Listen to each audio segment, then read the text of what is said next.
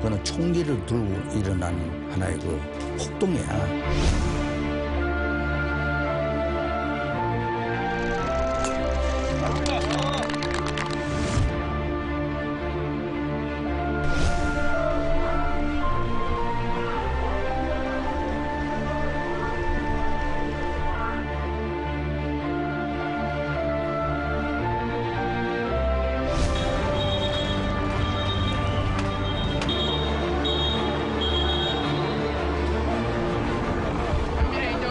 발포 명령 부인합니까?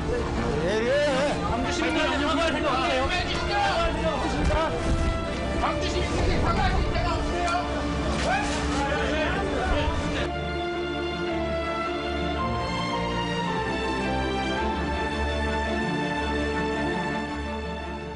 전두환 씨가 재판을 받기 위해서 광주지방법원에 도착하는 장면 여러분 보셨습니다. 광주민주화운동과 관련해서 국민들께, 광주 시민들께, 희생자 유족들께 정말 죄송합니다. 이 한마디 듣기를 정말로 많은 분들이 원하고 있는데 전두환 씨 입에서 나온 이야기는 발포명령 부인하십니까? 라는 질문에 화가 난 듯이 이거 왜 이래? 하는 단 한마디였습니다. 집을 출발할 때나 광주지방법원에 도착했을 때 더 이상 다른 이야기는 하지 않았습니다. 주영진의 뉴스브리핑 말씀드린 대로 오늘은 전두환 씨의 재판 관련 소식을 2시간 내내 집중적으로 여러분께 전해드리도록 하겠습니다. 네 분과 함께합니다. SBS의 윤춘호 논설실장, 김태현 변호사, 윤태권 더모아 정치분석실장, 장성철 소장과 함께하도록 하겠습니다. 어서 오십시오. 전두환 전 대통령 지금은 광주지방법원 안에 있는 거죠? 그렇습니다. 지금은 대기실에 있을 것 같아요. 네. 대기실에 있고 그다음에 이제 재판 시작이 2시 반, 앞으로 한 10분 뒤면 이제 재판이 시작될 테니까 지금은 대기실에서 휴식을 취하고 있을 가능성이 높아 보이고요. 그다음에 마지막으로 이제 변호사하고 할 이야기를 좀 조정하고 있을 그런 시간이라고 볼 수 있겠습니다. 전두환 씨가 8시 반쯤에 연희동 집을 떠났고 광주지방법원에 12시 34분쯤 도착했다. 4시간 만에 도착을 했는데 점심 식사를 중간에 안 했죠. 휴게소에 잠깐 들렀는데 기자들이 워낙 많이 붙으니까는 바로 또 출발을 했어요. 그러면 점심 식사는 지금 법원에서 하게 된 겁니까? 지금 알려진 것 따르면 법원에서 뭐 도시락으로 지금 대기하고 있는 장소에서 도시락으로 해결한다고 합니다. 그런데 대기하는 장소가 이 법원 같은 경우에 이제 성범죄 사건 같은 경우에 성폭력 피해자들이 나와서 이제 좀 진술한 경우들이 있어요. 그 피해자들이 대기하는 방이 있는데 거기서 지금 전두환 씨가 대기를 하면서 거기서 이제 도시락으로 점심을 해결하고 있다고 합니다. 예, 대기실에 대기하고 그렇죠. 있다 이렇게 보면 되는 거죠. 두 분은 어떻게 보셨어요? 전두환 씨가 알츠하이머 증세를 보이고 있다는 게 연희동의 그동안의 주장 아니었습니까? 윤태권 실장 보기에는 어때요? 오늘 화면에 나타난 모습은? 제가 뭐 의사는 아닌데 그리고 이제 표정이 밝을 수는 없잖아요. 하지만 31년생이니까 우리 나이로 90살이죠. 세는 나이로 90세인데 89. 예, 네. 우리 나이로 89. 예.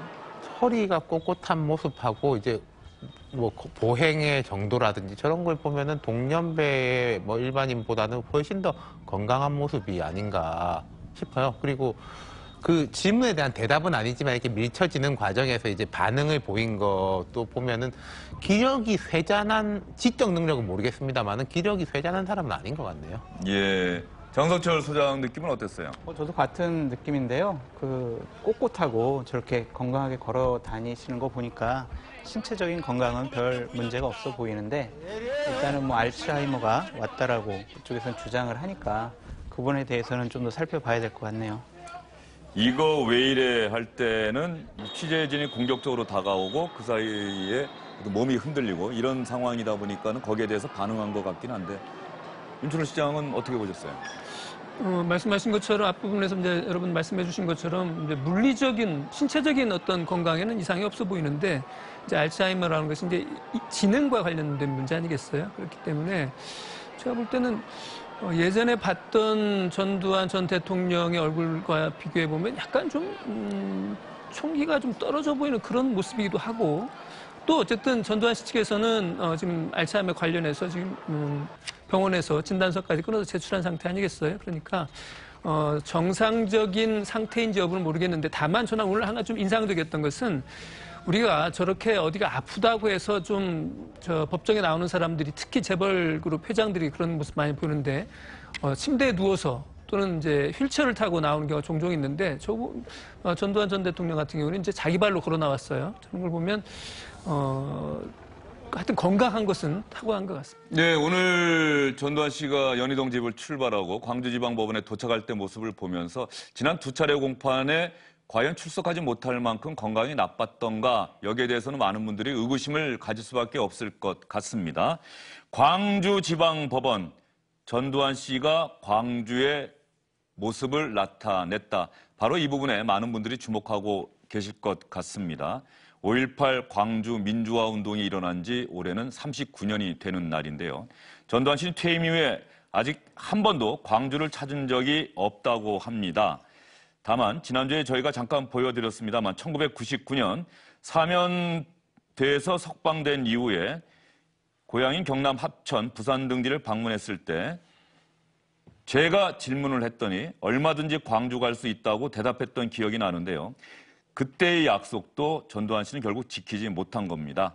그 당시 전두환 씨 이야기를 한번 들어보도록 할까요? 지금 자택 출발과 법원 도착 장면이 화면 분할로 나오고 있는데 광주 갈 수 있다는 얘기 한번 들어보겠습니다.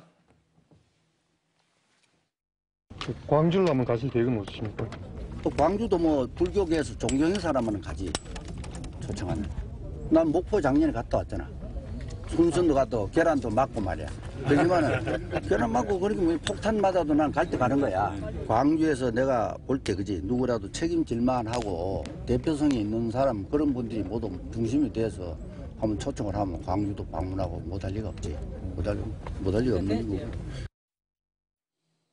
1999년이면은 20년 전인데 결과적으로 저 약속을 스스로 지키지 못하고 법원의 강제 구인으로 어쩔 수 없이 광주에 나타나게 된 거예요. 김태현 변호사.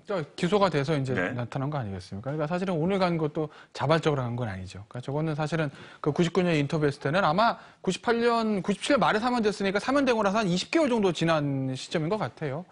그러니까 그때만 해도 이제 본인이 뭐 그때 얼마나 진심인지 모르겠지만 자발적으로 간다는 얘기 아니겠습니까? 근데 오늘은 사실은 뭐 본인이 이제 끌려간 게 아니라 가긴 갔지만 어쨌든 2번 정도 안 나가다가 결국 법원이 이제 구인장을 발부를 해서 형식은 자발적으로 갔지만 실질적으로는 끌려간 거나 마찬가지거든요. 더군다나 이제 재판을 받으러 간 거 아니겠어요? 그러니까 그걸 보고 아마 2번 정도를 안 나가는 이유들이 알츠하이머나 독감. 그러니까 전두환 씨 같은 경우도 변호사가 있기 때문에 그런 사유를 냈을 때 재판부에서 받아들이지 않으랄까 알 겁니다. 알매도 불구하고 그런 사유를 들어서 한 2번 정도 안 가고 이번에 3번째 억지로 갔다는 얘기는 본인 가기 이제 싫었다는 거죠, 사실. 그러니까 가면 뭔가 내가 재판받으러 가는데 지금 민심도 별로 좋지 않을 것 같고 뭔가 좀 불상사가 있을 것 같고 그래서 좀 주저주저한 거 아니겠어요? 그래서 그러다가 이제 갔는데 문제는 오늘이 끝이 아닐 거예요. 그러니까 전두환 씨 같은 경우는 만약 오늘 가서 재판 딱 끝나고 다음에 뭐 선고를 나오면 본인은 했으면 좋겠지만 이게 본인이 지금 자백하는 게 아니라 부인하는 사건입니다. 사자 명예훼손 혐의에 대해서 그런 적 없다. 나는 이거 명예훼손 아니라는 거예요. 본인이 한 얘기가 진실이라는 거예요. 그럼 사실은 그것이 진실인지 허위인지 다투려면 재판 시간 좀 걸리겠죠. 그럼 오늘뿐만 아니라 앞으로 최소한 한 2번 정도는 아마 더 가야 될 거예요. 전두환 씨가 사자 명예훼손 혐의로 기소가 된 건데 재판은 물론 이 혐의에 집중해서 진행이 되긴 하겠습니다만 결과적으로 광주민주화운동 당시에 계엄군의 헬기 사격이 있었느냐라고 하는 이 본질적인 문제의 사실 여부를 가리는 게 이번 재판의 핵심 쟁점이 될 것 같습니다. 오늘 재판의 공판에 지금 화면 보면 말이죠. 전두환 씨 뒤로 이순자 씨의 모습이 지금 뭐 기자들과 이렇게 밀리는 모습이 나오는데 말이죠. 신뢰 관계 이게 뭡니까? 간단하게 좀 해석해 주세요. 오늘 동석을 한다고 하는데 원래 이제 법대 이제 피고인석에는 피고인만 앉습니다. 그 피고인 옆에 법원 들어가면 재판장 기준으로 왼쪽, 우리가 출입문 이 당청석에서 보면 이제 오른쪽에 피고인이 앉고 그 피고인 옆에 변호인이 앉습니다. 그럼 피고인 옆에 앉을 사람은 변호인, 즉 변호사밖에 없는 건데 이준사 씨 같은 경우 신뢰관계인, 그러니까 전두환 씨가 알츠하이머 때문에 의사소통이 좀 원활하지 않고, 피고인 측 주장입니다. 의사소통이 원활하지 않으니 부인인 이순자 씨가 옆에 있으면 좀 더 원활하게 진술할 수 있을 것이다 라고 피고인은 전두환 씨 측에서 요청을 한 것이고, 그걸 이제 재판부에서 허가를 한 거죠. 그래서 이제 이순자 씨 같은 경우에도 피고인도 아니고 변호인도 아니지만 신뢰 관계인이라는 어떤 명칭을 받아서 피고인석에 같이 앉을 수 있었던 거죠. 이순자 씨의 동행, 동석을 요청한 전두환 씨 측은 이순자 씨의 동행이 불가피하다 이렇게 주장을 하고 있는데요. 물론 재판부가 이 요청을 받아들였습니다. 연희동 전두환 씨 측의 주장을 한번 들어볼까요? 판정이 또 바뀌게 되면 지금 알츠하이머 그 때문에 정서적으로 불안정해지시기 때문에 거기 혼자서는 앉아 계실 수도 없고 그런 상황이에요. 그러니까 옆에서 그 이순자 여사는 뭐 가족으로서 가시는 게 아니라 일종의 말하면 간병인이나 뭐 그런 보호자, 간병인 뭐 이런 입장에서 옆에 계셔야 됩니다. 지금 그 알츠하이머 그것 때문에 기억을 못 하세요. 그러니까 꼭 광주 법정에 앉아 계신다고 하더라도 옆에서 설명을 지금 여기가 어디냐, 이게 내가 왜 왔느냐, 여기서 무슨 재판하는 거냐, 뭐 하냐는 거를 옆에서 설명을 드려도 또 그걸 금방 기억을 못 하시고 또 묻고 또 묻고 하실 거예요. 그런 상황에서 가서 그 재판장에 혼자 앉아 계신다는 게 아무 의미가 없고 앉아 계실 수도 없어요. 예, 전두환 씨 측은 저렇게 주장을 하고 있습니다. 여러 가지 약을 복용하고 있고 부인 이순자 씨 아니면은 옆에서 그런 역할을 할 사람이 없다 이렇게 주장을 하고 있습니다.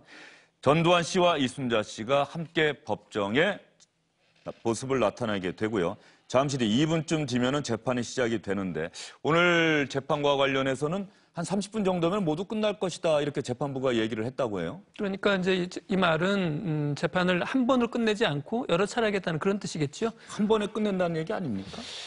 아니 저는 전두환 씨가 계속해서 법정에 나오기가 어려운 상황이어서 네. 오늘 30분에 걸쳐서 뭐 물어볼 거 기본적인 사항은 물어본 다음에 다음 공판에서 뭐 결심을 할 수도 있다 이런 얘기가 있던데요. 아마 지금 이제 사정을 보면 전두환 씨가 오늘 같은 경우도 4시간 걸려서 왔던 거 아니에요? 4시간 걸려서 왔는데 물론 이제 재판장 마음이니까 재판장이 어떻게 공판을 진행할지는 좀 두고 봐야 되겠습니다. 그렇지만 저는 김태현 변호사 앞에서 말씀하신 것처럼 이번 건과 관련해서는 사실관계를 지금 전두환 씨께서 다투고 있는 상황이라서 증거조사랄지 그다음에 선고 공판까지는 저는 한 2-3차례 정도는 더 공판이 있지 않을까 이렇게 예상이 드는데 다만 전두환 씨 측에서는 매번 나오기 어렵다라는 취지로 이제 말을 하겠죠. 그렇게 말을 할 텐데 그럴 경우에 재판장이 계속해서 이번처럼 계속 구인장을 발부를 할지 지금 이런 경우에는 아마 골속 재판하기 쉽지는 않을 거예요. 않기 때문에 저는 오늘 한 번으로 끝내기는 좀 쉽지 않을 것 같은데 어떻습니까? 제가 아까 이제 최소한 2번이라고 말씀드린 건 뭐냐면요. 선고일은 무조건 한 번 나와야 됩니다.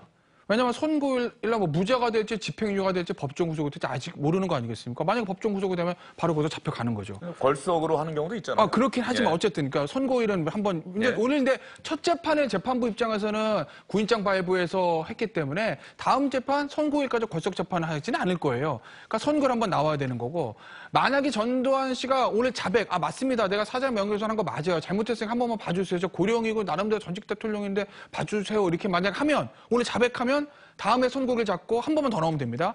그래서 지금 뭐 오늘 재판 가서 뭐 입장이 바뀔 수도 있는데 현재까지 언론 보도한 걸 종합을 해보면 전두환 씨 측에서는 이거 부인하는 거거든요. 부인을 하면 검찰이 제시한 어떤 증거에 대해서 반박을 해야 될 거고 그렇기 위해서는 한 번 정도 최소한 본인의 무죄를 다투게 속행을 한 번은 할 겁니다. 그래서 제가 이제 최소한 한 2번 정도는 더 출석을 해야 할 거라고 예상한 거고 물론 뭐 오늘 뭐 나름대로 어느 정도 조율이 되는지 모르겠지만 뭐 오늘 뭐 어느 정도 진행이 될 가능성도 있고 뭐 걸석 재판할 가능성 전혀 배제할 수 없으니까 뭐 결과는 나와봐야 하는 거지만 지금 제 예상으로는 그래서 속행 한 번 선고일 한 번에서 한 2번 정도는 더 나와야 되지 않을까 이렇게 보는 거죠. 오늘 재판부가 전두환 씨가 제대로 대답할 수 있는 건강 상태인지 이런 부분도 확인을 하겠죠. 당연히. 그렇죠. 예.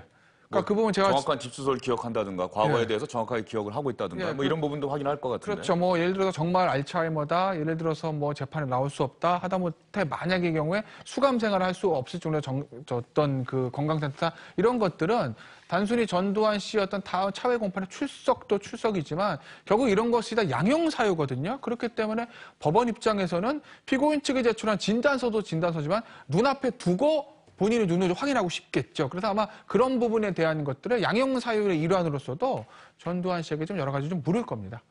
예. 전두환 씨가 참석한 공판이 시작이 됐을 것 같은데 말이죠. 이번 같은 경우는 광주지방법원에서 재판이 열리고 있습니다. 그리고 방청석이 제한돼 있어서 현장에 들어가서 취재를 하는 기자들도 추첨을 통해서 아주 극소수만 뽑혔습니다. 이 법정 안의 상황을 실시간으로 전달하기는 상당히 어려운 상황인데 말이죠.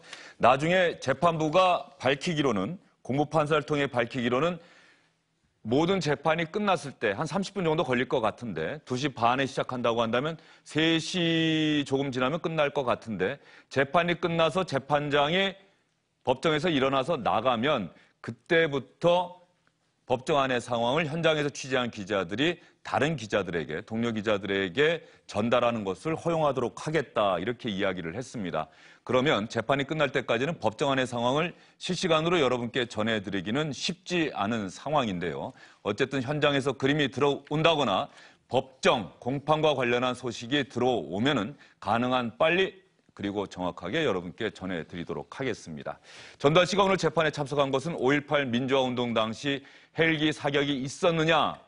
고 조비오 신부는 분명히 봤다라고 증언을 하셨는데 전두환 씨가 회고를 통해서 파렴치한 거짓말쟁이라고 고 조비오 신부를 비난했습니다. 그래서 사자 명예훼손 혐의로 기소가 됐는데요. 그러면 시청자 여러분, 전두환 씨는 정말로 많은 사람들이 5.18 광주 민주화 운동의 가해자라고 생각하고 있는 전두환 씨는 5.18 민주화 운동에 대해서 어떻게 생각하고 있는지 여러분 혹시 기억나십니까? 남은 그 여생 동안에 어떤 나름대로 해결하실 그런 보관을 좀 갖고 계시는 건지 그 부분들은 그냥 역사의 문제 남겨두시는 건지. 이 광주 사태는 그거는 그 사람이 보는 시각에 따라서 다겠지만은 역사의 심판에 맡길 수밖에 없다. 역사의 심판에. 근데 그것은 순수한 그 광주는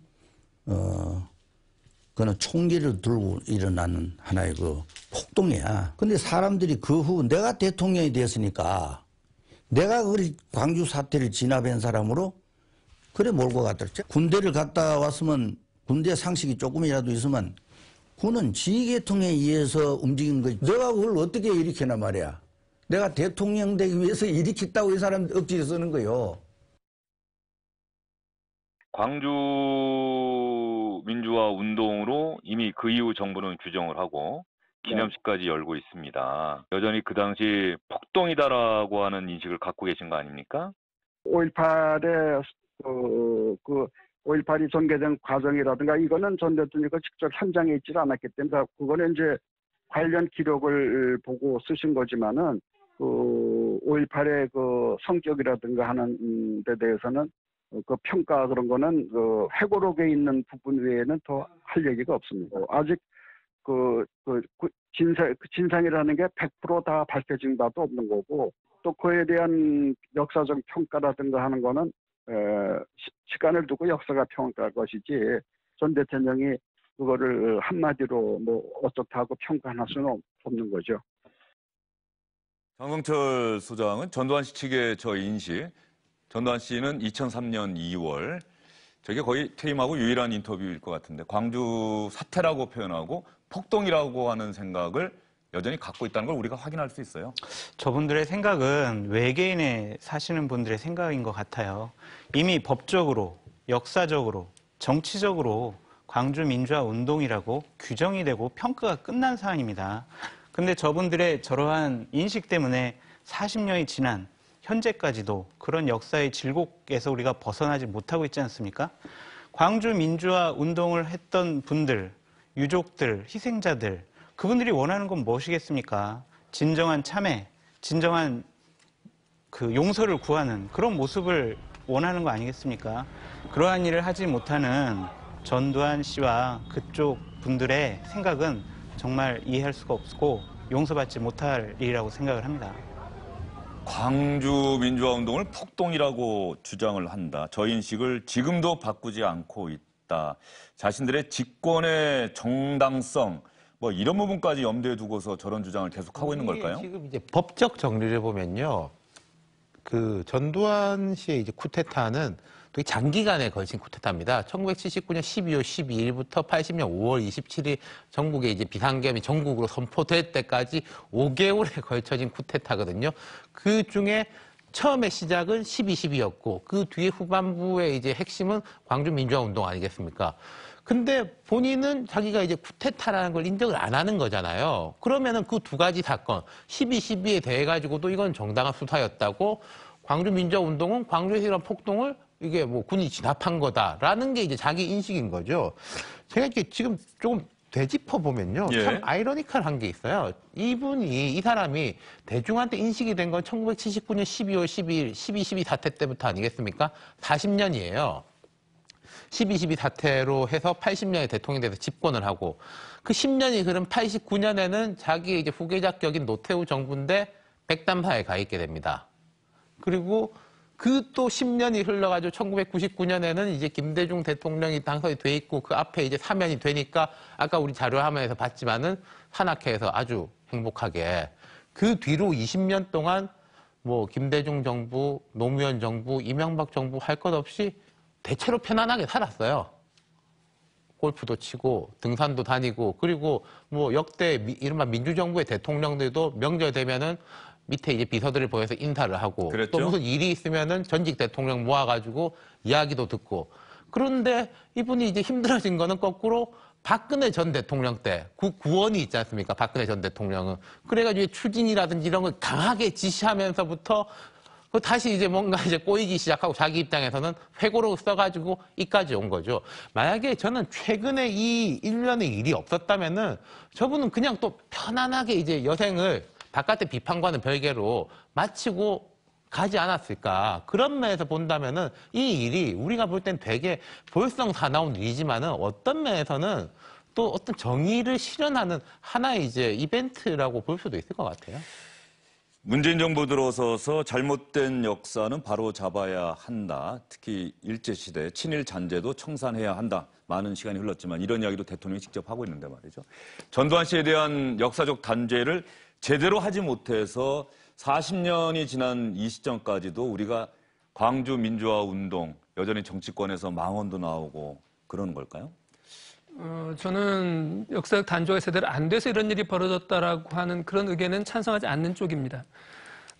광주 민주화 운동과 관련해서는 80년대에 이른바 청문회라는 게 있었죠. 그 광주 청문회가 1년 3개월 동안 진행이 됐어요. 그다음에 주영진 앵커도 잘 아시는 것처럼 94년부터 96년 한 2년에 걸쳐서 검찰이 2차례에 걸쳐서 수사를 했고 그다음에 법원에서 3차례에 걸쳐서 재판을 했습니다. 그 결과 12.12, 5.18 내란 음모와 군사 반란의 핵심 책임자로서 전두환 전 대통령에 대해서 무기징역이 선고가 됐어요. 그다음에 2,200억 원의 재산이 이제 추징이 됐습니다. 그렇기 때문에 저는 그 과정에서는 굉장히 잘 됐다고 생각을 하고요.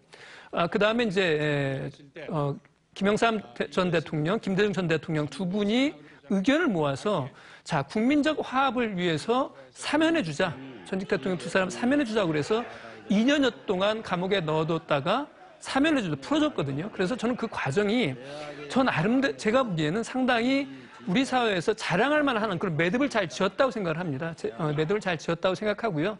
다만 그럼에도 불구하고 가해자라고 지목된 전두환 씨와 그 일파라고 그럴까요? 이런 사람들은 조금도 반성하지 않는 거예요. 그래서 대법원에서 분명하게 이것이 군사 반란이자 내란이라고 했던 사건에 대해서조차도 그다음에 온 여야가 민주화 운동이라고 동의한 이 광주 민주화 운동에 대해서도 폭동이다 이렇게 말한단 말이에요. 그러니까 반성하지 않는 저 사람이 문제인 거지 저는 우리 사회가 그 어떤 민주화 운동과 그 민주화 운동을 저지하던 사람에 대해서 이 단죄하는 그런 노력들은 저는 올바르고 제대로 된 과정이었다고 생각합니다. 예, 제대로 된 단죄를 했다. 임춘호 실장이 이렇게 말씀을 하셨는데 2년 만에 사면 복권하고 물론 피해자인 김대중 전 대통령이 가해자를 용서하고 국민화합, 통합 이런 측면에서 김영삼 당시 대통령에게 사면을 요청하는 형태로 사면이 이루어지고 2년 만에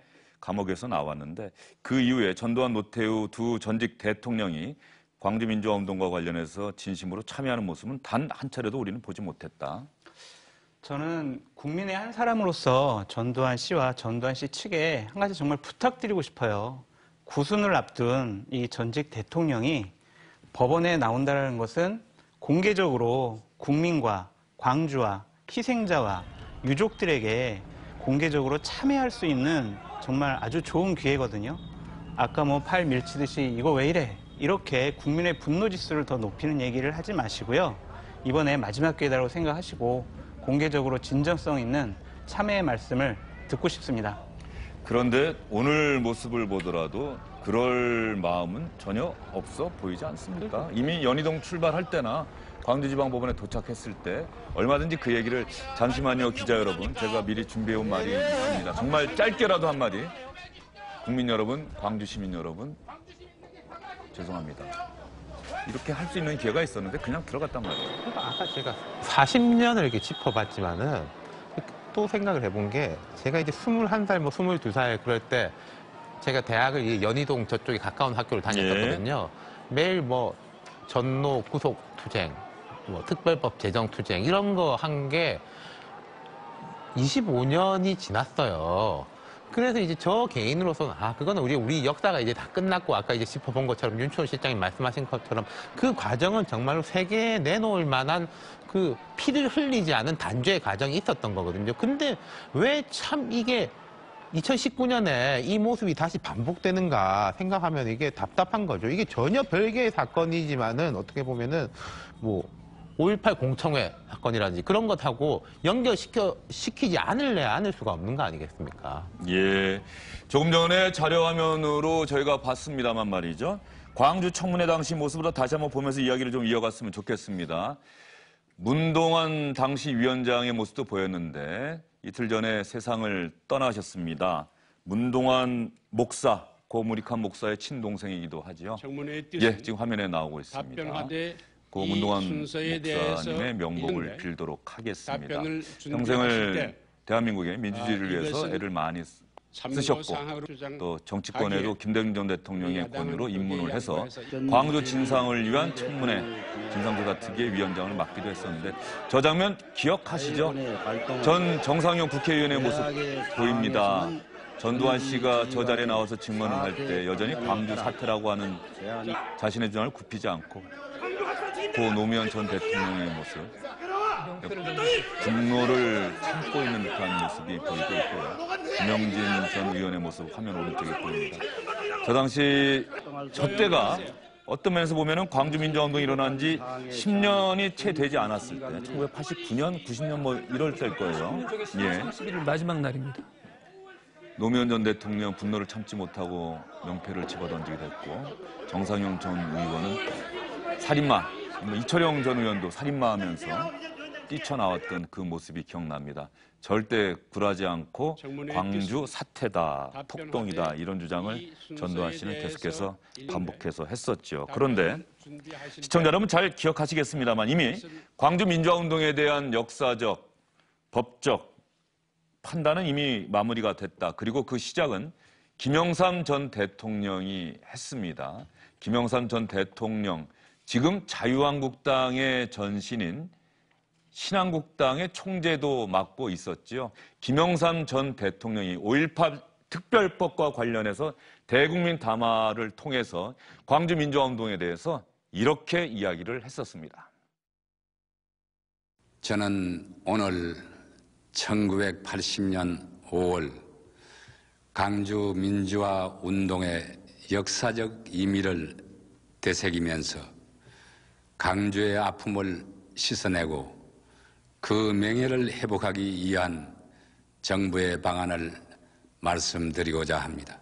분명히 말하거니와 오늘의 정부는 광주 민주화 운동의 연장선 위에 서 있는 민주정부입니다. 광주 민주화 운동의 역사적 의미를 실현시켜 나가는 과정입니다. 광주 문제는 더 이상 앙금으로 남아있어서는 안 됩니다.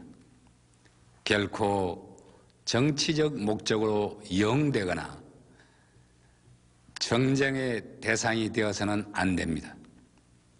강주 민주화 운동은 정당하게 평가되고 올바르게 역사에 기록되어야 합니다.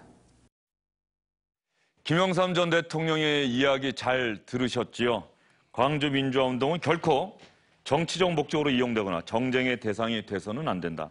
광주 민주화 운동은 정당하게 평가되고 올바르게 역사에 기록돼야 한다. 그런데 시청자 여러분, 자유한국당 의원 3인방 기억하시죠?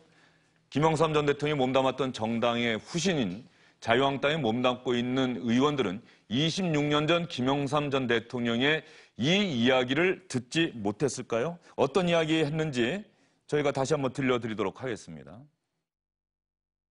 공청회를 정말 주관을 해놓고 손님들을 직접 맞지 못하고 이렇게 영상으로 인사드려서 정말 죄송합니다. 저는 정말 이 5.18 문제에서만큼은 우리 우파가 결코 물러서는 안 된다고 생각합니다.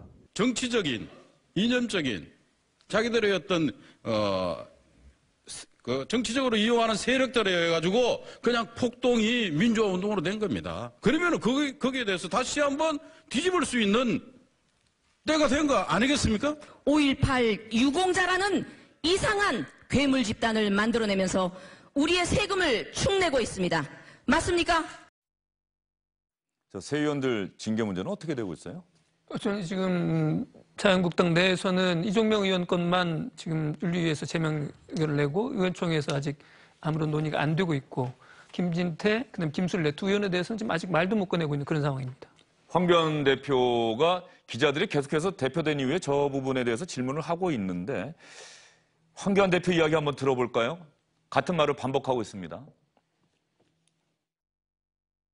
5.18 망원 의원들 관련해가지고도 지금 징계 처리가 지금 약간 보류되고 있는 원칙대로 하겠습니다. 예? 그러니까 원칙대로 하겠습니다. 예. 장성철 소장님, 황교안 대표의 저 원칙대로 하겠습니다는 징계하겠다는 겁니까? 안 하겠다는 겁니까? 지금 원칙대로 안 하고 계세요.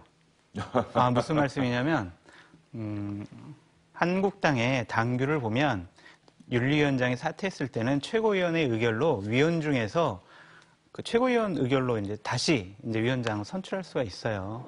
그리고 일시적으로 직무가 정지됐을 때는 위원장이 부위원장한테 당신이 좀 내 역할 대신해줘 이렇게 할 수가 있거든요.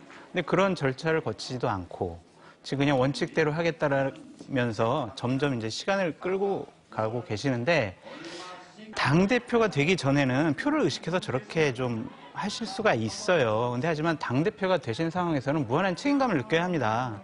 당대표라는 자리는 결정하는 자리가 아니라 손해가 되더라도 결단하는 자리거든요.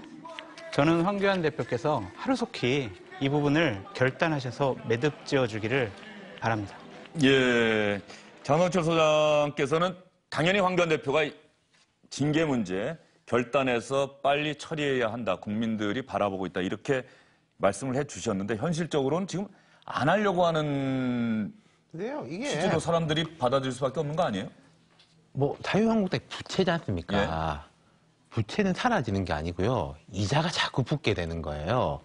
그러니까 이게 공청회라는 게 없었으면 제일 좋았고 공청회를 했다면은 그 당시에 바로 이렇게 처리를 했다면 좋았고 또 황교안 대표가 되자마자 제일 힘 있을 때 바로 처리를 하면 좋은데 오늘날에 이 뭐 한국당이 처음에 개입한 것도 아닌 이 전두환 재판하고 이 사안이 겹쳐가지고 엄청난 그 역시너지 효과를 엄청나게 일으키지 않습니까? 이제는 이게요 여러 군데로 튈 겁니다. 자, 우리도 지금 전두환 전 대통령, 전두환 씨에 대한 사면이 옳았냐 그렇냐 그때 불가피했냐 이런 이야기 하지 않습니까? 근데 그럼 어쨌든 부정적인 의견이 높아질 수밖에 없죠 여론이. 이게 어디로 튀겠습니까? 지금 보석 중인 이명박 전 대통령, 지금 이제 옥중에 있지만은 뭐 사면을 해야 되니 말아야 되니라고 하는 박근혜 전 대통령한테 그대로 튈 문제거든요. 이거는 계속 뭐 부채의 이자는 늘어날 겁니다. 예, 자유한국당의 5.18 망원 의원 3명에 대한 징계 문제는 정말로 많은 분들이 계속해서 주목하고 있다는 점을 황교안 대표는 잊지 말아야 하겠습니다.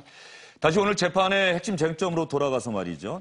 전두환 씨가 회고록을 통해서 과연 어떤 주장을 했길래 고 조비오 신부의 명예를 훼손한 혐의로 기소가 됐던 건지, 전두환 씨의 회고록 내용을 요약한 SBS 뉴미디어 팀의 제작물을 한번 보고 나서 이야기를 이어가도록 하겠습니다. 스포츠 뉴스에서 만든 영상물입니다.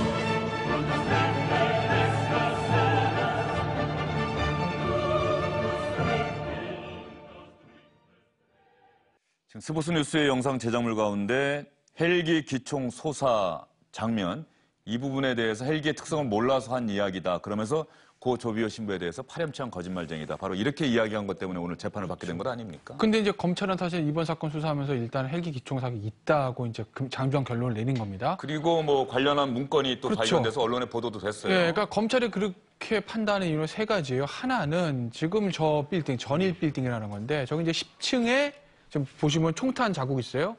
근데 저 총탄 자국이 아래에서 위로 생긴 게 아니라 위에서 아래로 생긴 거거든요. 근데 80년 당시에 저 주변에 저 빌딩, 지금 보시면 위에서 아래로 지금 이렇게 흔적이 남아있지 않습니까? 저 전일 빌딩이라는 곳이 인근방에서 제일 높았다는 거죠. 그러면 위에서 아래로 총탄이 있는 것은 저 건물보다 당시에 높은 건물이 없으니까 헬기 사격밖에 없다라는 게 하나 있는 거고, 또 하나는 당시 이제 미국 대사관에서 이제 외교 전문을 통해서 본국에 어떤 상황을 보고를 하지 않습니까?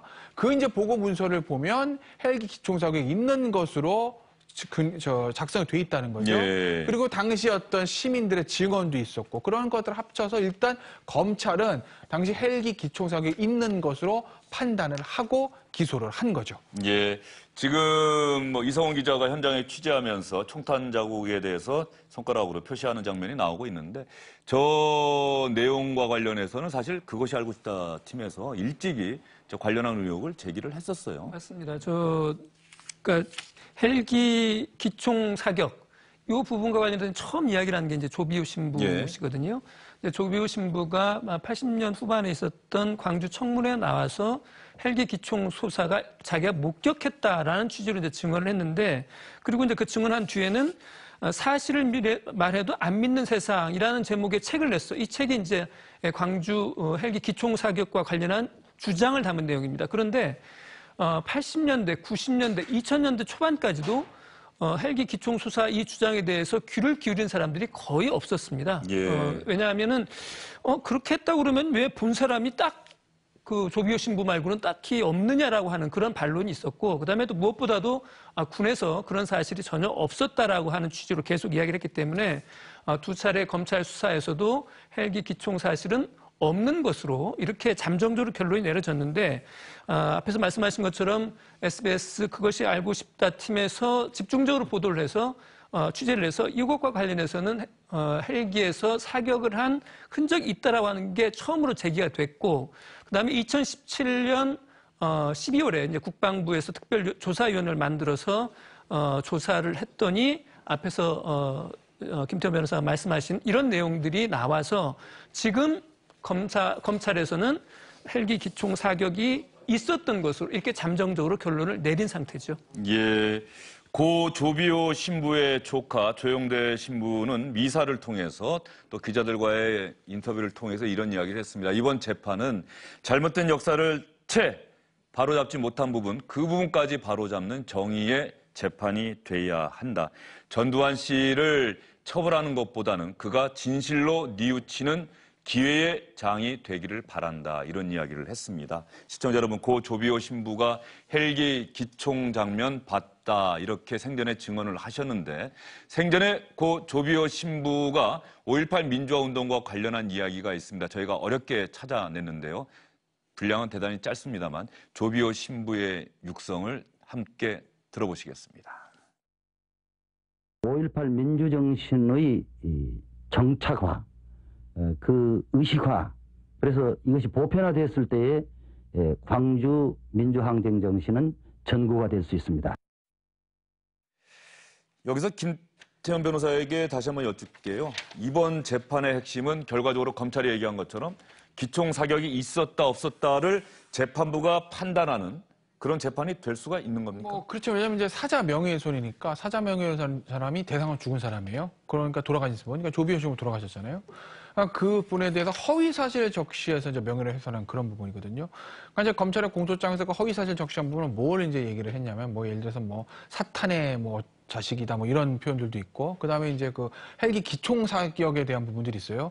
근데 사탄이다 이런 부분들은 사실 모욕적인 표현이기 때문에 제가 봤을 때는 사자 명예훼손보다 사실은 모욕에 더 모욕죄에 가깝거든요. 그러니까 그 부분은 어떻게 보면 조금 전두환 씨한테 유리하게 판단 날 수도 있어요. 그건 모욕적인 성격이 있지 명예훼손은 좀 거리가 멀어서. 그런데 다만 이제 이 기총 사격에 대한 어떤 고 조비오 신부의 어떤 주장을 반박하는 그런 내용들은 그 결국 허위 사실인지 진실인지가 먼저 판단이 돼야 되는 거죠. 만약에 진실이라고 판단되거든 무죄입니다. 여긴 사망한 사람에 대해서는 진실을 적시한 명예훼손죄는 없고 허위 사실 적시만 되는 거니까요. 그렇기 때문에 검찰에서 그 부분을 허위 사실이라고 적시해서 공소장에 적시하고 기소를 한 이상 법원에서는 그 헬기 기총 사격 부분이 허위인지 아닌지 판단하는 과정을 필수적으로 거쳐야 되는 거죠. 예, 지금 전두환 씨가 참석한 상황에서 재판은 진행되고 있습니다. 오후 2시 31분쯤 재판이 본격적으로 시작이 된 것 같은데요.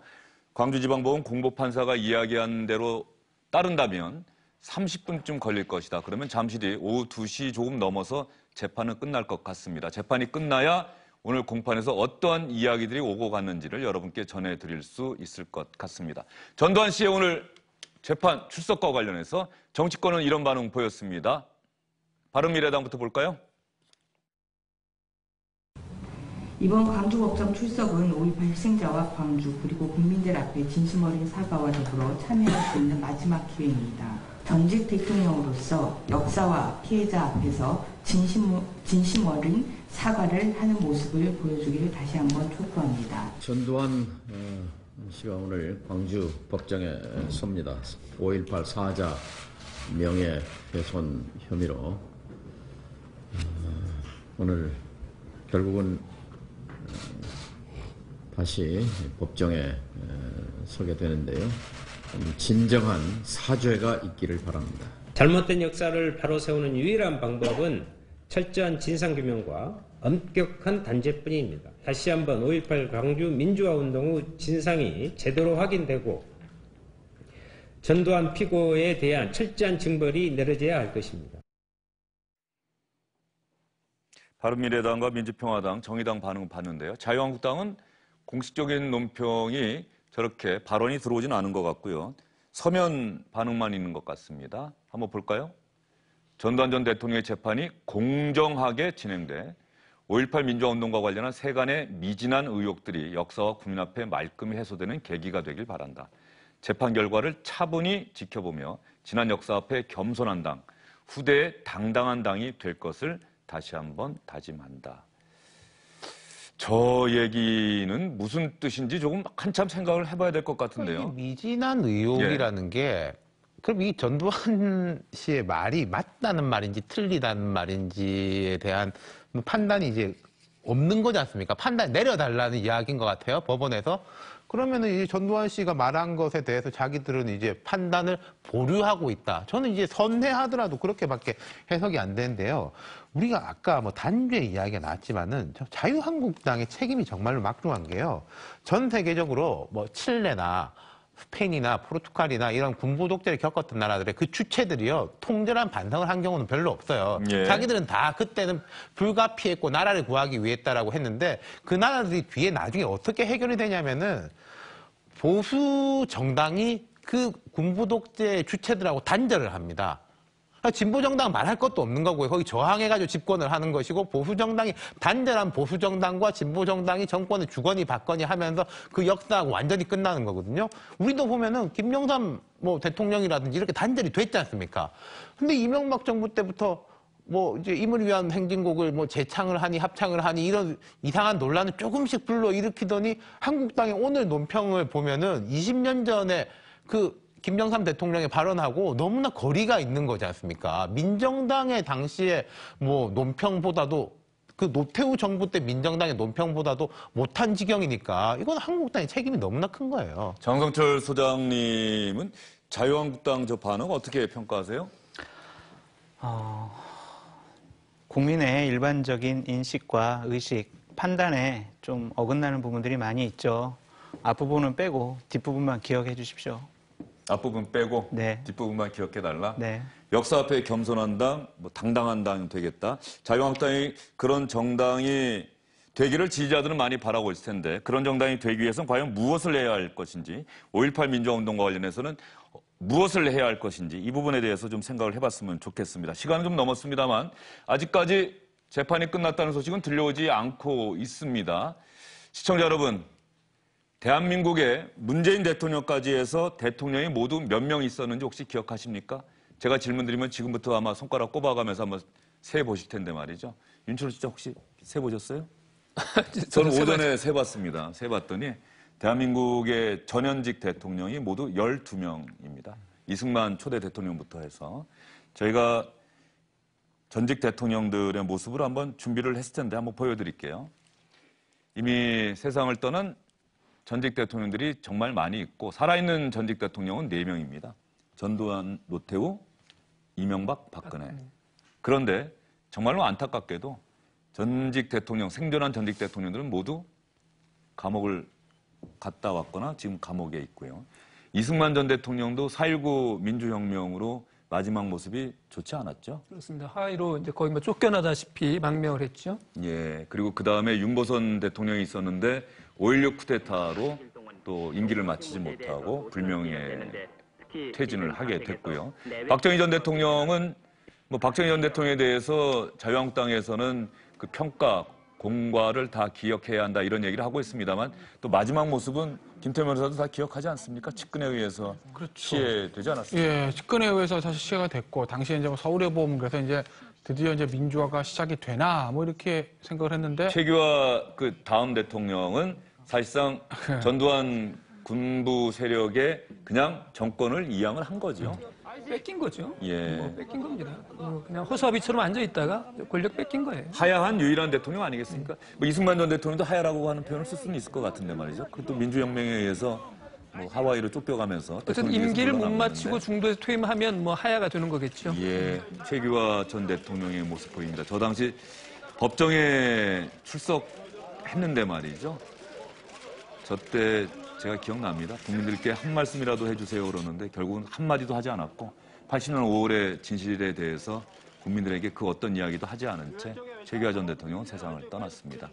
그 다음에 전두환, 노태우, 김영삼, 김대중 전 대통령 각각 뚜렷한 공과를 남기긴 했습니다만 김영삼, 김대중 전 대통령은 윤태곤 시장님도 기억합니다만 또 마지막 해에 임기 마지막 해에 공교롭게 아들들의 비리 의혹 때문에 마지막 해의 모습이 좀 임기 초반에 비해서 너무 인기가 떨어지지 않았나 생각도 들고요. 인기는 떨어졌는데 그래도 상대적으로 정당한 취임과 정당한 퇴임 그리고 그게 합당한 이제 역사적 평가를 받고 있는 두 대통령 아니겠습니까?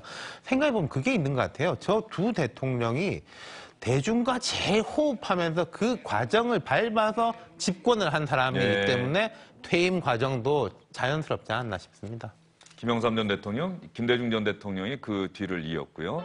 노무현 전 대통령이 이제 김대중 전 대통령에 이어서 또 대통령 자리를 이어받았는데 노무현 전 대통령 정말 임기 내내 그 어떤 대통령보다 국민들에게 이른바 격렬한 토론거리를 참 많이 던져줬던 대통령인데 퇴임 후에는 사실은 노무현 전 대통령을 지지하는 친노는 패족이라는 말이 나올 정도로 지금 대검찰청의 조사받기에서 나왔던 모습이 나오고 있는데 결국 또 노무현 전 대통령도 스스로 목숨을 끊어야 했던 이것 또한 운명이다라고 했던 그런 모습입니다.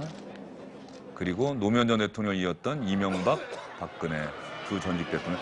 지금 모든 재판이 끝난 것 같습니다, 시청자 여러분. 광주지방법원의 지금 이 시각 현재의 모습이 나오고 있습니다. 법정 내부, 법원 내부의 모습은 저희가 취재가 불가능해서 여러분께 보여드리지 못했는데 지금 법원 바로 밖 모습이 상당히 긴박해 보이고 상당히 시끄러운 소리도 들려요. 전두환 씨를 반대하고 단죄를 요구하는 광주 시민들의 목소리가 지금 정확하게 들리진 않습니다만 이제 곧 재판이 모두 끝나서 나오는 모양이죠? 그렇죠. 아까 이제 공보판사도 30분 정도 예상을 했다는 거 아니겠습니까? 지금 3시 7분이니까 2시 반, 한 35분 정도 걸린 건데 그러면 사실은 이 첫날 재판으로서는 뭐 충분히 다 한 거죠. 사실 일단 오늘 할 수 있는 것들이 이제 인정신문이라고 해서 그래서 피고인의 인적사항 확인하는 게 있어요. 그다음에 검찰의 공소사실 진술하고 거기에 대해서 변호인 측이 공소시효에서 인부, 그러니까 자백할 건지 부인할 건지 이렇게 얘기를 합니다. 뭐 자백하면 훨씬 빨리 끝나는데 아마 부인했을 것으로 보이고 그럼 부인하게 되면 검찰이 어떤 제출한 증거 목록 중에서 피고인이 동의하지 않는 증거와 동의하는 증거를 구분을 합니다. 예. 그럼 거기에 대해서 이제 검찰이 증거 신청을 하고 또 피고인도 증거 신청을 하고 이렇게 오늘 첫날 재판이 진행이 되니까 그리고 이제 차후에 재판 기일 잡고 또 전두환 씨에 대한 어떤 건강 상태에 관해서 재판부가 여러 가지 질문들을 하게 되면 그러면 한 30분 정도 시간이 걸리죠. 아마 공보판사가 애초에 예상했던 것 정도 시간 내로 아마 재판이 좀 마무리가 된 것 같습니다. 오늘 재판받기 위해서 들어갈 때 모습을 보면은 전두환 씨가 나오면서도 특별히 이야기를 할 가능성은 없어 보여요. 그럴 것 같지는 않아요. 말을 하려고 생각했으면 연희동 골목길에서 했든 아니면 지금 광주지법 들어가기 전에 그 자리에서 포토라인에 서서 자기 입장을 밝혔을 텐데 지금 오늘 아침 오전 상황을 보면 전두환 씨가 이번 사건과 관련해서 자기 입장을 밝힐 가능성은 거의 없어 보입니다.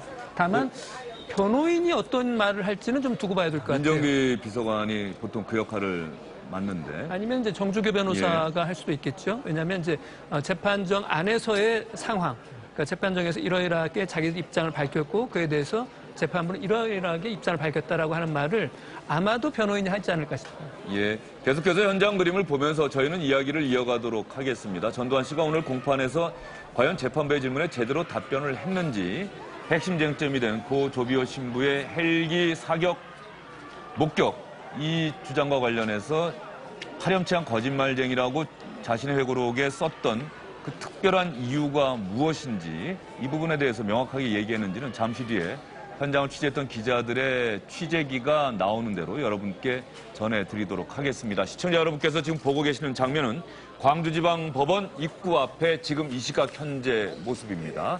장동혁 부장판사가 오늘 공판을 담당해서 공판을 진행했습니다.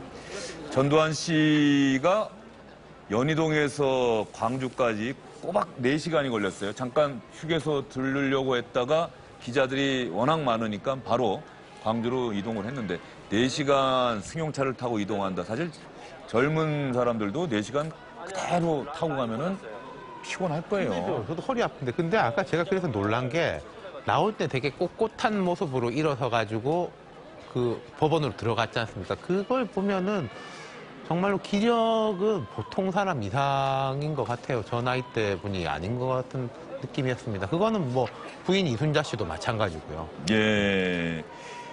전두환 씨 하면은 지금 5.18 민주화운동과 관련한 재판을 받기 위해서 나왔다.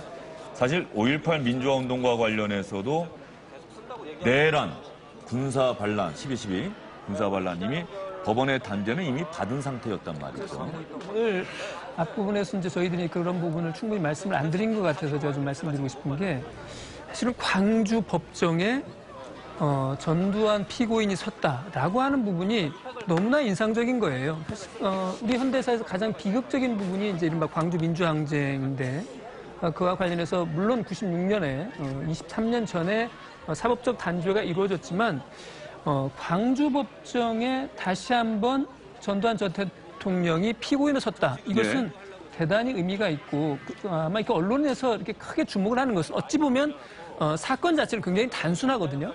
단순한 사건임에도 불구하고 모든 방송사들이 거의 헬기까지 동원해서 이렇게 취재 경쟁을 벌이는 것은 현대사에서 전두환 씨가 광주에서 재판정에 선다라고 하는 것의 어떤 그 상징적인 의미 때문에 그런 것 같습니다. 예.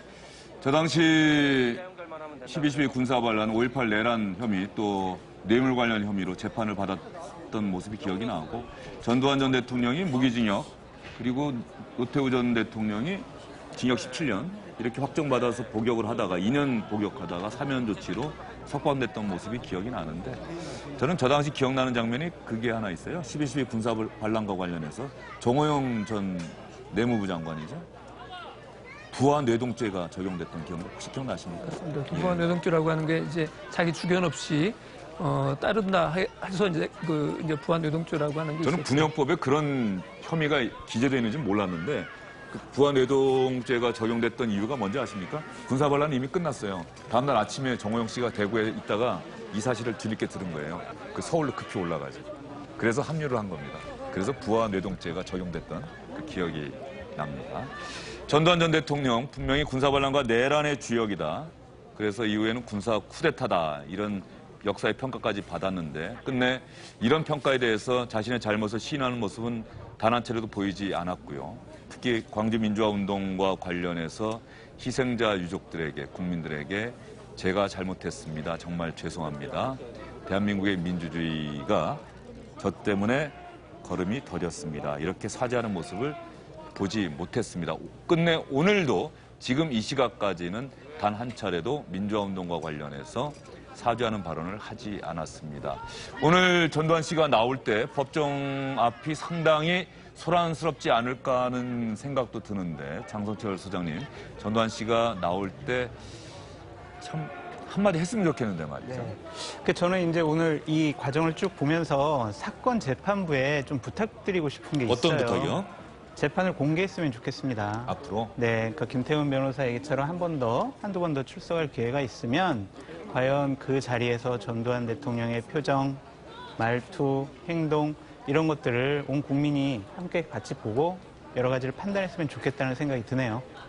이명박 박근혜 전 대통령 당시에 뭐 선거할 때 그 재판장의 모습만 비추었죠. 사실은 또 그리고 법정 안의 모습은 잠깐 이렇게 비췄는데 이 질문하고 대답하고 이런 거 사실은 생중계해도 되는 건 아닌지 대법원 내규에 법원 내규에 그렇게 돼 있어서 그 허용했던 것 아닙니까? 할 수는 있죠. 할 수는 있는데 이제 재판부 같은 경우에 아직까지 이제 사실은 예전 그 새로운 규정이 생기기 전까지는 선고하는 장면도 생중계 안 했었거든요. 그런데 이제 규정이 들어와서 할 수는 있는데 재판부 입장에서 보면 재판 내용까지 이제 심리까지 이제 공개하는 건 아마 부담이 있었을 거예요. 잘못하면 이제 여론 재판으로 흘릴 좀 위험성이 있으니까. 그래서 현재까지는 지금 선고만 생중계하는 걸로 좀 일종의 관행 아닌 관행처럼 되었어요. 왜냐하면 전직 대통령 사건들을 그렇게 해왔으니까요. 예. 근데 이것도 뭐 시간이 좀 흘러가면 그러면 뭐 이제 재판 심리 과정도 공개하는 식으로 좀 발전해 나갈 수 있겠죠. 미국도 사실 지금 중요한 재판들은 다 공개하잖아요. 예전에 뭐 그렇죠. 오제이 심슨 사건 저도 생중계하는 거 본 기억이 나는데 미국도 그렇고 선진국들이 그렇게 하는 나라들이 좀 종종 있기 때문에 앞으로도 세월이 좀 지나면 심리 과정들도 뭐 증인신문 이런 것들도 공개하는 날이 오지 않을까 싶습니다. 예, 지금 법정 앞의 모습을 시청자 여러분께서 계속 보고 계시고요. 일부 광주 시민께서 경찰관들이 가로막고 있는 상황에서 아마도 자신의 생각을 또 크게 말씀하고 계시는 것 같습니다. 경찰관들이 다독이고 그 앞에 전두환은 5.18 영령 앞에 사죄하라는 그런 글을 들고 한 분이 광주지방법원 그 앞에 앉아서 그 이야기를 하고 계십니다. 정말 광주 시민들의 거의 유일한 소망이지 않을까 이런 생각이 드는데 말이죠. 전두환 씨 끝내 영령 앞에 사죄하지 않을 것 같다. 그래서 저 자리에 오신 시민들 분께서 많이 실망하고 또 분노하지 않을까 싶은 생각이 드는데요. 여기서 이 화면을 좀 분할을 해서 지금 현재 아직까지 전두환 씨가 곧 나올 것 같았는데 나오지 않아서 말이죠. 고 조비오 신부의 조카 조용대 신부가 했던 이야기를 여러분께 아까 잠깐 말씀드리지 않았습니까? 이번 재판은 정의의 재판이 돼야 한다. 이렇게 분명하게 강조를 했었고 전두환 씨는 광주 영령 앞에 진솔하게 사죄해야 한다. 그리고 아직까지 다 밝혀지지 않은 광주 민주화 운동의 진상이 규명돼야 한다. 이렇게 이야기를 하셨는데 아직까지는 나오지 않았습니다. 전두환 씨 재판이 조금 예상했던 것보다 길어지는 건 아닌지, 혹시 재판은 끝났는데 전두환 씨가 대기실에서 휴식을 취하고 있는 건 아닌지, 저희가 지금 현장 소식을 전혀 들을 수가 없어서 말이죠. 그러게요. 지금 상황 봐서는 이제 재판이 끝난 뒤라도 전두환 피고인이 바로 나온다기보다는 대기실로 가서 아까 저 내려올 때 상황을 보면은 휴게실에서도 제대로 뭐 용변을 본다거나 이럴 수 있는 상황이 아니잖아요. 취재진들도 있고 그다음에 이제 시민들의 눈도 있고 있기 때문에 그래서 오히려 대기실에서 쉬면서 좀 그런 시간들을 갖고 나오는 것이 아닌가 싶기도 하고요. 아니면은 이제 재판 자체가 좀 길어지는 그런 상황일 수도 있겠죠. 예, 재판이 생각했던 것보다 길어진다. 그렇다고 한다면은 전두환 씨가 제대로 재판을 받고 있다 이렇게 볼 수도 있을까요? 그러니까 재판을 못 받을 이유는 없는 거죠. 좀 출석을 다 만약에 한 거고. 재판을 받을 만한 상황이 아니라면 이렇게 재판이 오래 갈 이유는 없지 않습니까? 그렇죠. 근데 안 받을 만한 상황이 아닌 거는 뭐 속된 말로 전두환 씨가 무슨 뭐 재판받아 혼조라든지 이런 거 아니고서는 그런 건 상황이 일어날 수가 없죠. 예를 들어서 법정 소란으로 인해서 예를 들면 뭐 방청객 중에 누가 하나 강력한 항의를 한다. 그럴 수는 있거든요. 근데 그런 경우는 법정 경위가 있어서 재판 지휘권, 질서유지권을 재판장이 발동을 하면 사실은 또 금방 다시 정상 상태로 돌아와서 재판 진행할 수 있는 거고. 그리고 예. 만약에 알츠하이머가 심해서 전두환 씨가 의사 표현을 명확히 하지 못한다 하더라도 변호인이 있거든요. 변호인도 이제 본인을 통해 가지고 재판 진행을 하겠다고 이미 천명을 한 상태고. 그러니까 크게 어떤 진행 과정에서 불의의 어떤 불상사가 생길 확률은 좀 낮아 보이고요.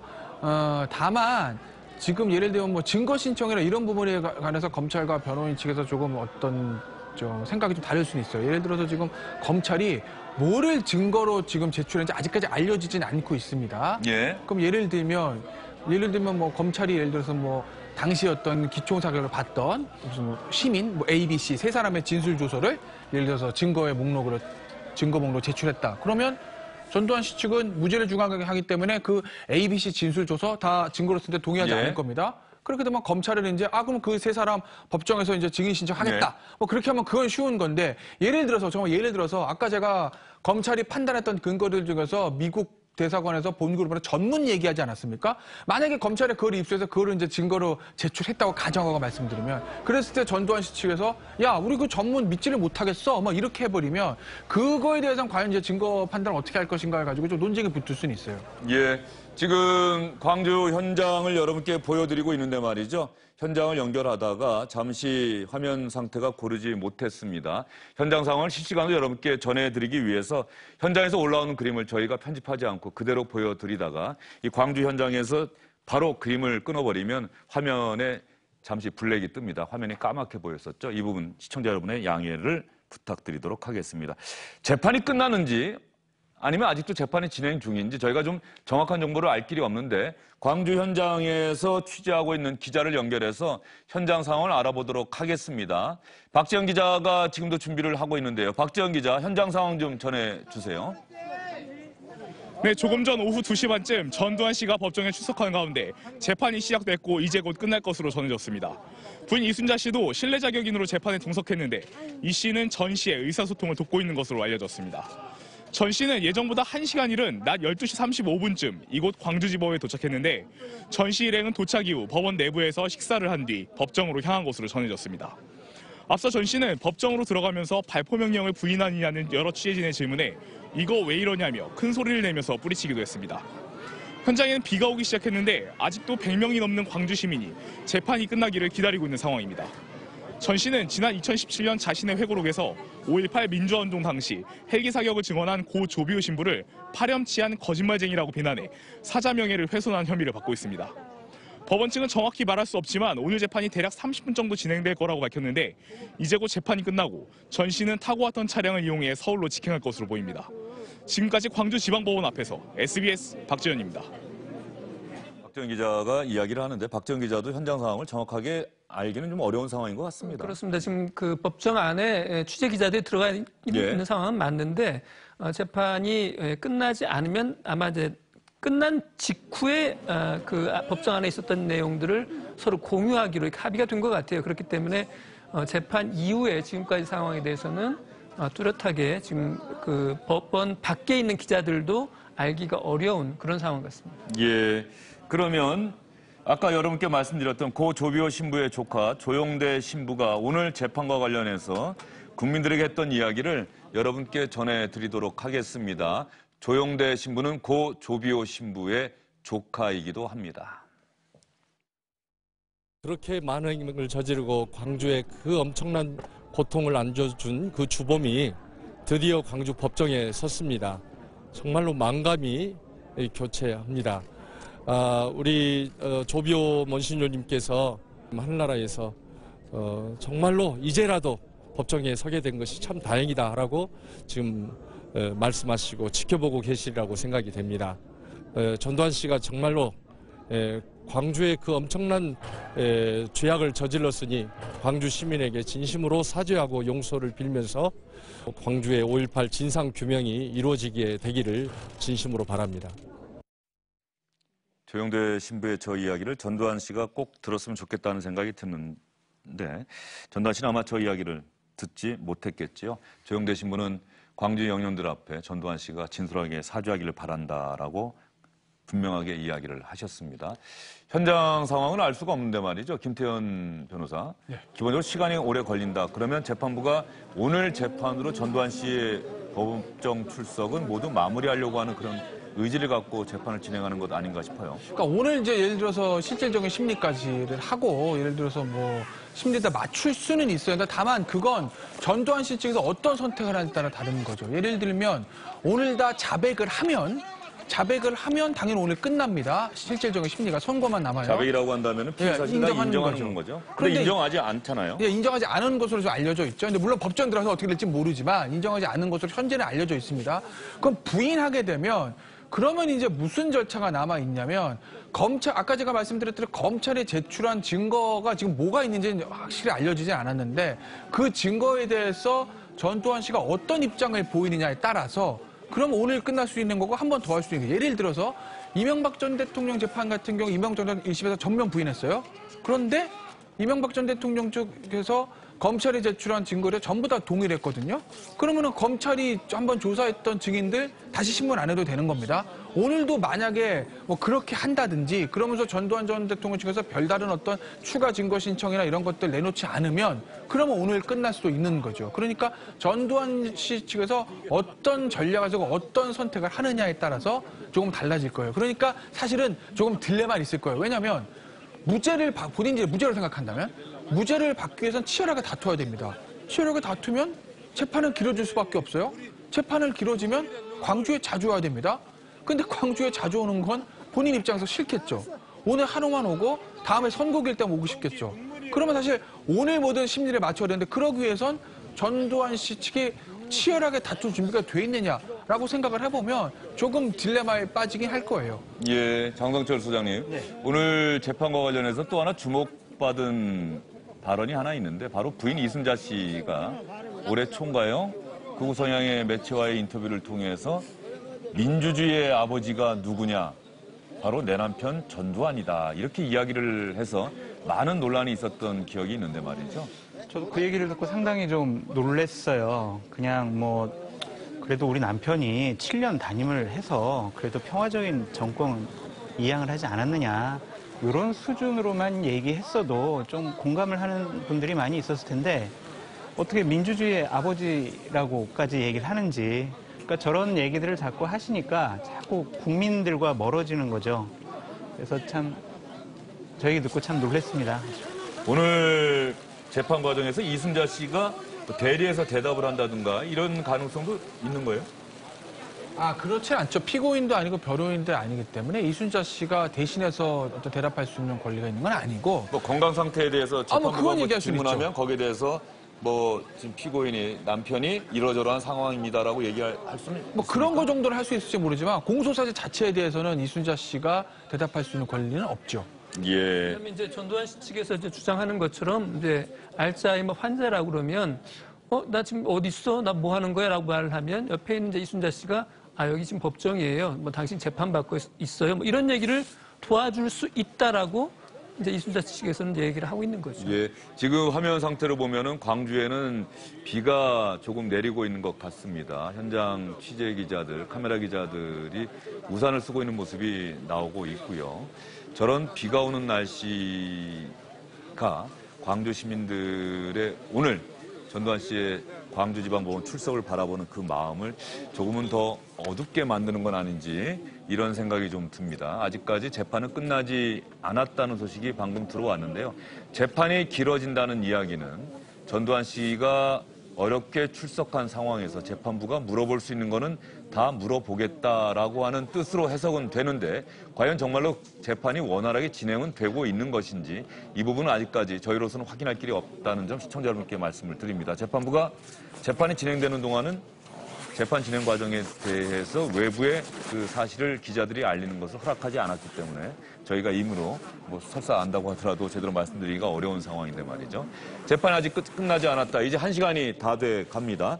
전두환 씨 하면은 1995년 12월 당시 검찰의 두 번째 수사 자신을 향해 조여오자 연희동에서 오늘 아침 8시 반에 연희동 집을 떠나지 않았습니까? 바로 그 집 앞에 골목에서 국민들을 상대로 당시 김영삼 전 대통령을 상대로 골목 성명을 발표했던 모습을 기억하시는 분들이 많을 겁니다. 전두환 씨 당시 나는 이런 검찰 수사에는 절대 응할 수 없다. 이런 주장을 하고 고향으로 내려갔는데 그날 밤에 바로 영장이 발부돼서 수사관들에 의해서 바로 대검찰청으로 끌려왔었죠.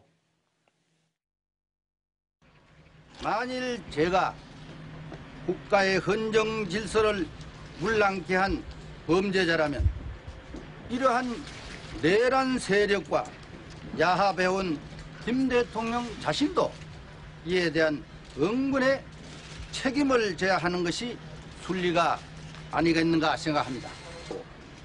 현재 검찰은 대통령의 지시 한마디로 이미 종결된 사안에 대한 수사를 재개하고 있습니다. 이러한 검찰의 태도는 더 이상의 진상규명을 위한 것이라기보다는 다분히 현 정국의 정치적 필요에 따른 것이라고 보아 저는 검찰의 소환 요구 및 여타의 어떠한 조치에도 협조하지 않을 생각입니다. 장성철 소장도 저 장면 기억하시죠? 그럼요. 저때 저희들이 저 모습을 보고 저는 사실 좀 어린 마음에서는 와 되게 결기 있네, 멋있다라는 생각을 했는데 그 당시에요? 그 당시에 이제 어린 예. 마음에는 또 그런 생각도 했었는데요. 하지만 저러한 모습들, 과거의 역사 인식이 잘못된 것, 자신의 잘못했던 일들에 대해서 저렇게 그냥 억지스럽게 항변하는 저런 모습들은 국민의 분노 지수를 더 높게 만드는 일이죠. 저렇게 골목 성명 발표하고 바로 고향 내려갔지만 바로 그날 밤에 검찰이 법원으로부터 영장 발부받아서 체포영장 발부받아서 바로 끌고 오지 않았습니까? 맞습니다. 이제 주영진 앵커도 그때 저랑 같이 예. 취재를 했어도 생생하게 기억을 합니다만은 저게 12월 2일이었어요. 95년. 그래서 영장 바로 발부가 돼서 12월 3일 날 합천 자기 본가에서 검찰 수사관에서 체포가 됩니다. 그래서 거기서 바로 끌려와서 안양교도소로 바로 들어갔어요. 그러니까 아마 전두환 씨 입장에서 보면 합천에서 그 안양교도소까지 끌려올 때, 안양구치소에 끌려올 때 한 4시간 반 정도 걸렸던 걸로 제가 생각이 나는데 그 4시간 반과 이번에 광주 내려간 4시간 반이, 4시간 정도가 굉장히 길었던 여행으로 아마 생각이 나지 않을까 싶어요. 예. 그 당시 합천에서 서울 서초동 대검찰청 청사로 끌려올 때 승용차 뒷좌석에 한가운데 앉게 되죠. 수사관들이 양옆에 앉고 전직 대통령이 그런 모습을 국민들에게 보이는 것 자체가 사실상 처음이었고 그때 저는 장성철 수장과는 조금 다르게 약간 전율 같은 게 좀 있었던 기억이 납니다. 1980년대 전두환 정권, 군사 정권은 마치 영원할 것 같았던 그런 시절에 민주화 운동하다가 투옥되고 고문당하고 목숨을 잃었던, 또 스스로 목숨을 던졌던 분들이 참 많은데, 그랬던 전두환, 노태우 두 전직 대통령, 군사반란과 내란의 주역들이 역사의 단죄를 받아서 법정에서 함께 죄수복을 입고 재판을 받는 모습. 이거 사실 현장 취재하면서 저는 참 전율 같은 게 좀 느껴졌던 기억이 나는데, 그러나 안타깝게도 20여 년의 시간이 흐른 지금도 여전히 광주민주화운동과 관련해서는 전두환 씨의 분명한 단죄가 이루어지지 않는 듯한 느낌, 사죄가 나오지 않아서 여전히 광주 시민들은 분노하고 있는 이런 느낌. 이번 재판이 그런 결정적 매듭을 푸는 계기가 됐으면 좋겠다는 의견들이 많으신데, 여전히 이번 재판을 통해서도 그럴 가능성은 별로 없어 보인다. 그게 좀 안타깝지 않나 생각이 좀 듭니다. 그럴 가능성이 없죠. 그러니까 예를 들면서 저게 이제 사죄를 하려면 사실 정신을 또렷해야 되지 않겠습니까? 근데 전두환 씨는 알츠하이머라는 거예요. 아마 그게 뭐 진짜 알츠하이머인지만 전략인지 알 수는 없지만, 알츠하이머라는 얘기는 뭐 정도에 따라 차이 있겠지만 지금 어떻게 보면 이 사물에 대한 인지 능력이 떨어진다는 얘기 아니겠습니까? 그럼 본인이 과거에 했던 행위도 기억도 잘 못한다는 거잖아요. 근데 저 상태에서 사과하면 그게 더 웃기지 않겠습니까? 그러니까 사실은 영원히 어떻게 전두환 씨가 사과하는 일은 일어나지 않겠죠. 그게 전두환 씨가 뭐 어쩔 수 없이 알츠하이머 때문에 정말 그렇게 사과를 못하는 건지, 아니면 진짜 하고 싶지 않은 건지 뭐 알 길은 없으나 하여튼 물리적으로는 불가능한 거죠, 사과 자체가 지금. 전두환 전 대통령이 저 문제가 된 회고록을 10년 걸렸었다고 그래요. 예. 그 준비 과정이 10년이었다고 그러는데, 그래서 제가 오늘 서문을 다시 한번 봤습니다. 예. 그랬더니 그 서문에 이런 말이 있어요. 역사의 기록은 승리의 기록이고 패자의 이야기는 모두 묻힌다. 나의 회고록이 세월의 힘을 빌어서 진실을 밝힌다 해도 신화처럼 굳어진 편견과 오해가 풀리진 않을 것이다. 이렇게 이야기를 하고 있습니다. 예. 이야기는 아무리 말을 해도 자기의 말이 진실이라고 자기는 믿는다고 하는 이런 뭐 확신범인 거죠. 예. 확신범이다. 전두환 씨가 지금 화면 안에 작은 화면은 지금 이 시각 현재 광주지방법원 입구 앞의 모습이고요. 큰 화면은 오늘 낮 12시 35분쯤 광주 법원에 도착을 해서 법원 안으로 들어가는 전두환 씨를 멀리서 카메라 기자들이 찍은 모습이 나가고 있습니다.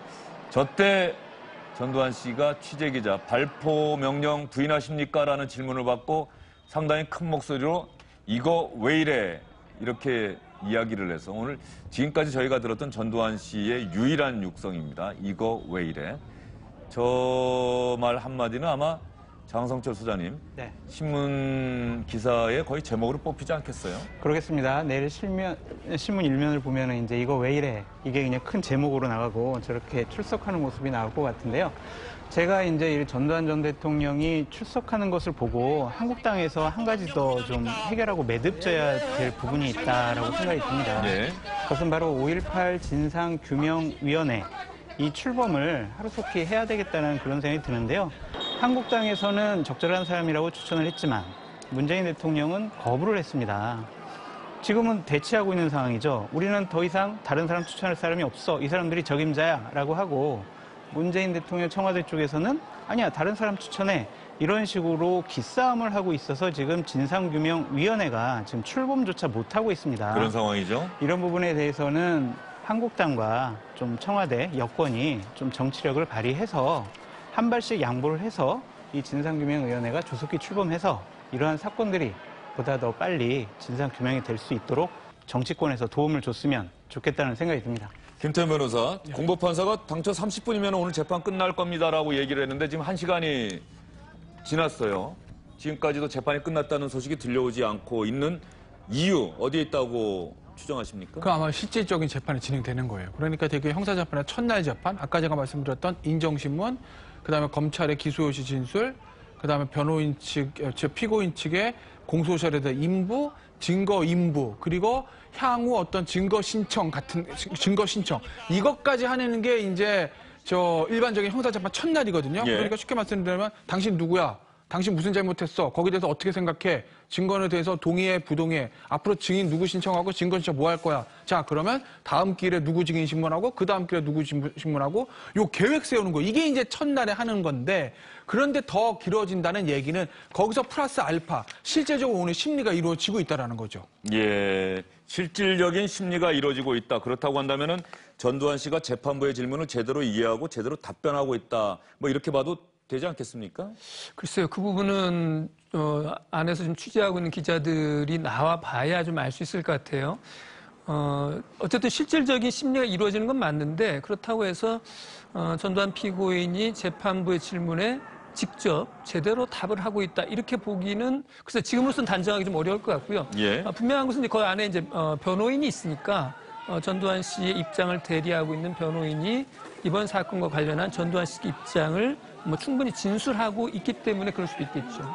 시청자 여러분, 지금 화면을 잘 주목해 주시기 바랍니다. 뭔가 현장 화면이 좀 긴박해 보이는데 말이죠. 전두환 씨가 나오게 된다고 한다면 아마 저 법정 입구 앞, 지금 이 화면은 조금 입구가 제대로 보이질 않네요. 다른 쪽에서 잡은 화면이 있으면 좀 보여주셨으면 좋겠습니다. 지금 안에 모습은 제대로 보이질 않는데 밖에 계신 시민들의 목소리가 상당히 커지고 있는 상황입니다. 그렇다고 한다면 내부에서 어떤 움직임이 있지 않을까 싶은데 지금 저 내부의 모습을 보니까 아직까지 전두환 씨 모습은 보이질 않고 있습니다. 법정 경위들, 법원 관계자들이 편안하게 서서 이야기를 하는 장면이 나오고 있는데 법정 입구 밖의 모습은 대단히 좀 소란스러운 그런 상황입니다. 우산을 쓰고 광주 시민들이 전두환 씨가 재판을 마치고 나오는 장면을 조금이라도 가까이서 보기 위해서 법정 입구에, 법원 입구에 지금 몰려있는 상황이고요.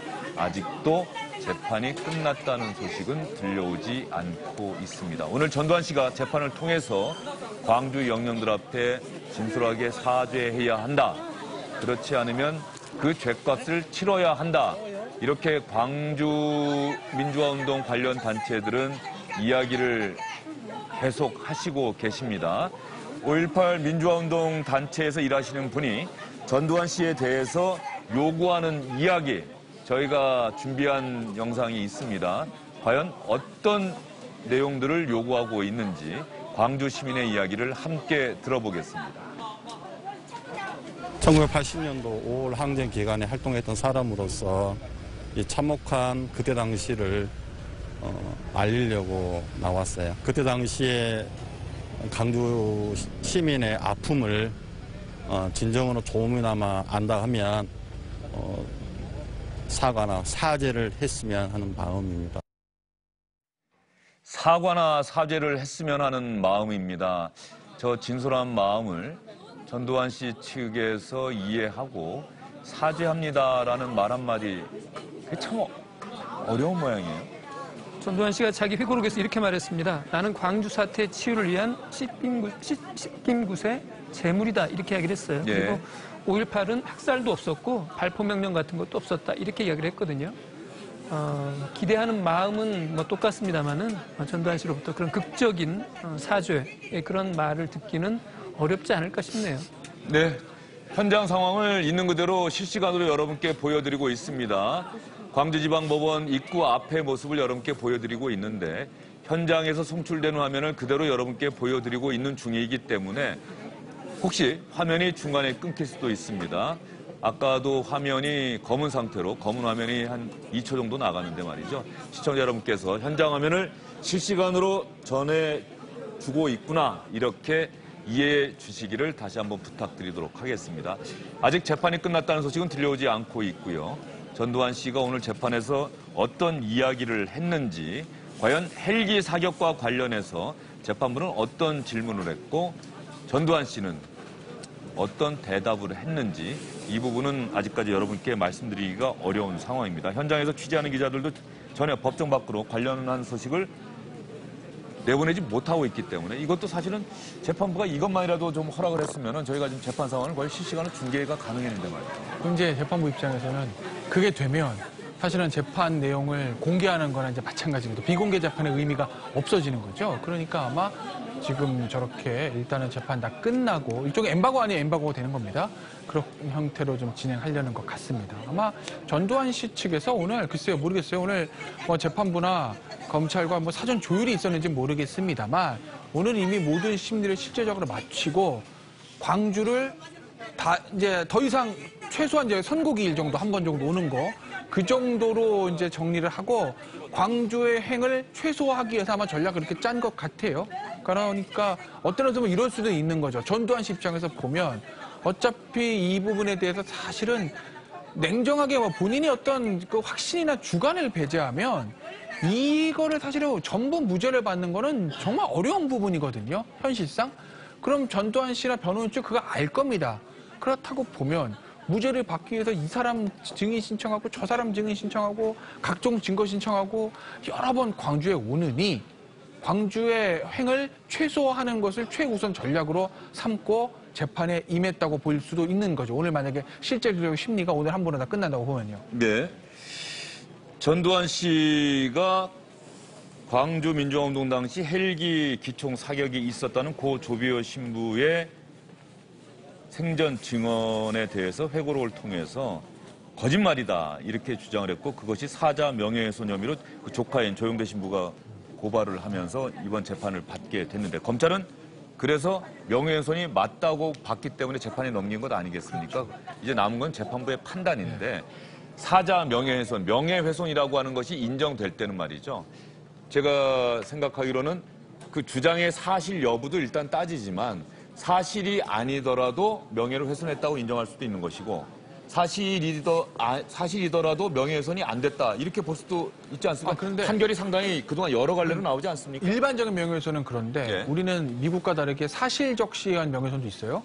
미국은 그게 없죠. 그런데 이거는 사자 명예훼손. 돌아가신 고인에 대한 명예훼손이니까 저거는 구속요건상 허위 사실에 의한 명예훼손만 있지 진실한 사실 적시한 명예훼손은 없어요. 그러니까 이것이 허위인지 아닌지를 밝힐 수밖에 없는 거죠. 이것이 만약에 전두환 전 대통령이 했던 얘기가 팩트, 즉 진실이라고 하면 그러면 처벌할 무죄입니다. 그러니까 허위인지 아닌지를 판단하는 게 어떻게 보면 재판의 가장 중요한 부분을 차지하는 거죠. 그런데 아까 이제 공보판사가 30분 정도 걸릴 거라고 애초에 얘기했다는 건 제가 처음에 말씀드렸던 일반적인 형사재판에서의 첫날 정도 시간을 계산했던 것 같아요. 거기다가 이제 전두환 전 대통령에 대한 어떤 그 인정심을 좀 길어질 수 있다. 그런 거 감안해서 30분 얘기한 것 같거든요. 그러니까 네. 법원도 아마 오늘은 일반적인 형사재판만 예상했던 것 같은데 아마 안에서 무슨 일이 있을지 모르겠지만 전두환 씨 측에서 오늘 심리를 다 마치고 싶다. 라고 얘기를 했을 것 같기도 하고 왜 우리 강조 더욱이 힘들다라고 얘기를 했을 거고 그 가능성이 커 보여요. 예. 예. 검찰도 그래 그러면 뭐 동의하고 그럼 법원 입장에서도 사실은 이 올 때마다 저 지금 경비하고 이런 게 좀 여간 번거로운 일 아니거든요. 방청구 추첨하고 그러니까 법원도 그래 그렇다면 너희들이 그렇게 피고인이 원한다면 오늘 다 심리를 마치자. 라고 이제 3자가 다 동의를 해서 오늘 심리가 예상보다 조금 길어지는 것 같습니다. 그렇다고 보면 1시간 지금 넘었는데 더 걸릴 수도 있죠. 심리가 더 걸릴 수도 있다. 그렇다고 한다면은 전두환 씨가 1시간 이상 지금 재판이 시작된 지 1시간 13분 정도 경과하고 있는데 말이죠. 아직도 재판이 끝났다는 이야기는 들려오지 않고 있고 법정 밖에서는 많은 분들이 광주 단체 분들이 법원 밖에서도 할 말을 들고 있고 저 마음들이 참 간절하실 거예요. 한마디라도 전두환 씨에게 직접 사죄하라는 이야기를 하고 싶어서 저 자리에 오셨을 것 같은데. 그 말 듣고 싶어서 저기 지금 저렇게 비 오는데도 저기 서 있는 거겠죠.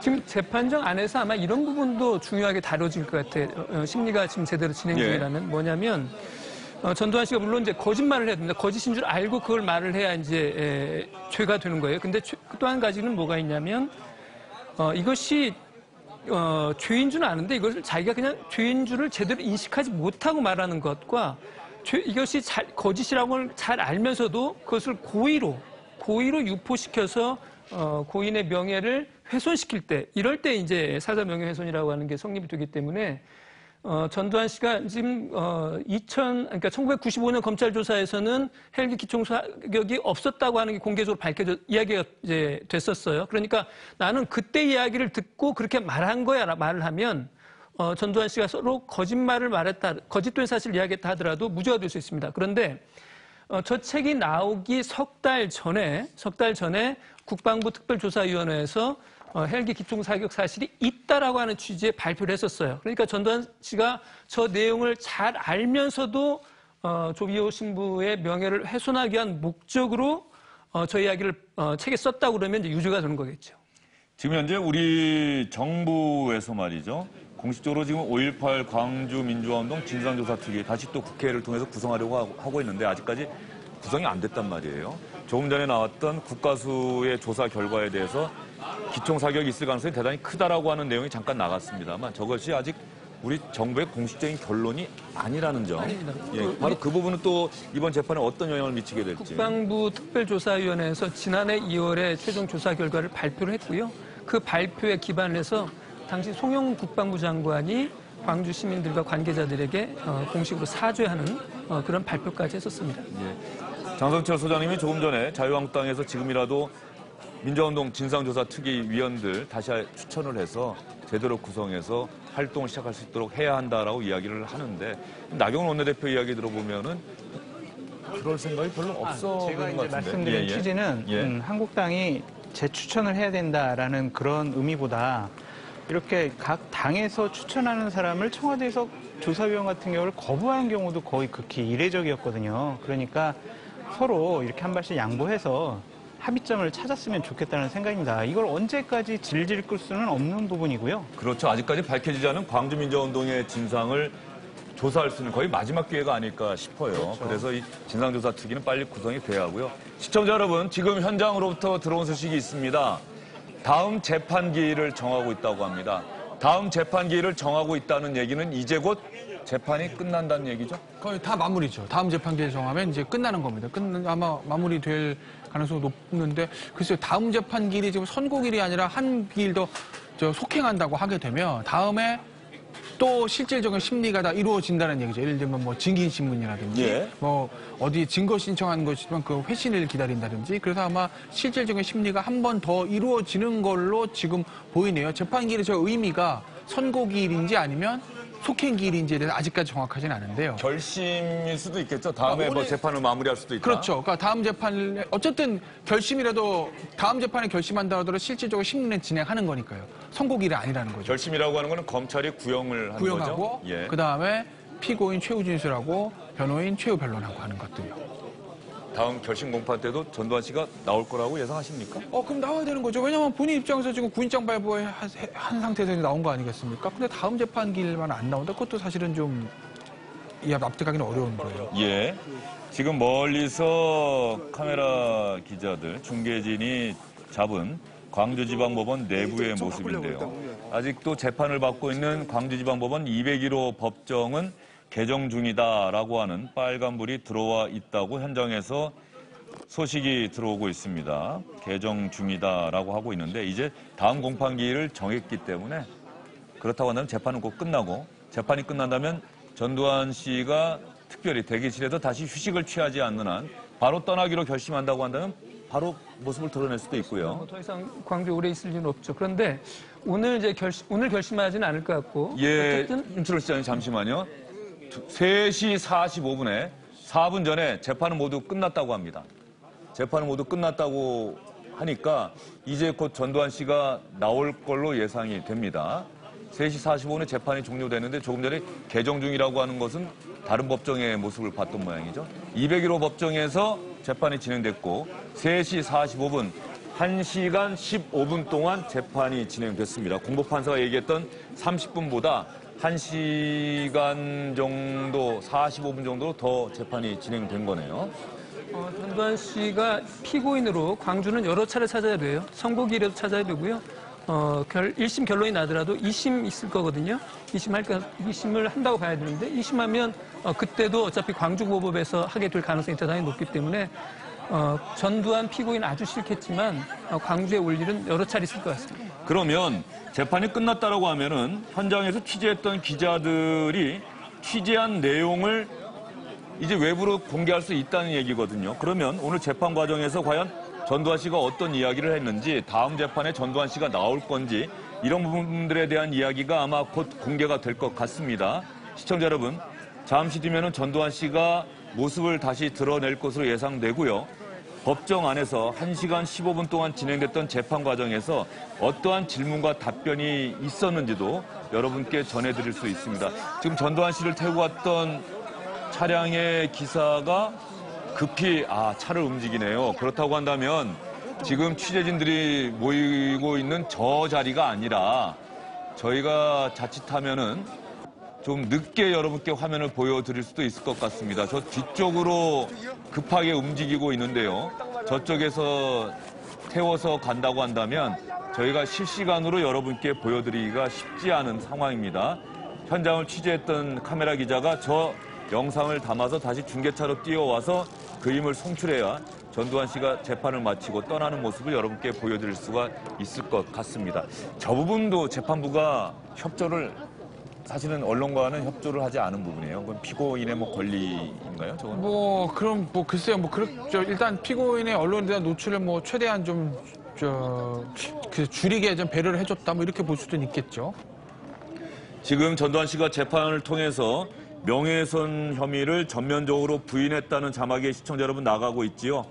명예훼손 혐의를 전면적으로 부인했다. 그렇다고 한다면 오늘 재판 과정에서 전두환 씨가 어떤 주장을 했는지를 미뤄 짐작이 가능할 것 같고요.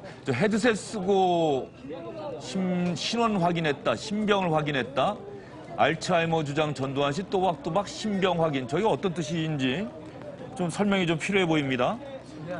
자신이 알츠하이머 걸렸다는 거를 주장했다는 얘기인지 아니면 알츠하이머 걸렸다고 그동안 주장해 왔는데 오늘 재판을 보니까 또박또박 자신이 지금 알츠하이머 앓고 있습니다는 얘기를 했다는 얘기인지. 아니면 자신의 이름이 뭐냐, 주민등록번호 어떻게 되느냐라고 하는 질문에 정확하게 답변을 했다라고 하는 그런 의미로도 읽힐 수 있을 것 같고요.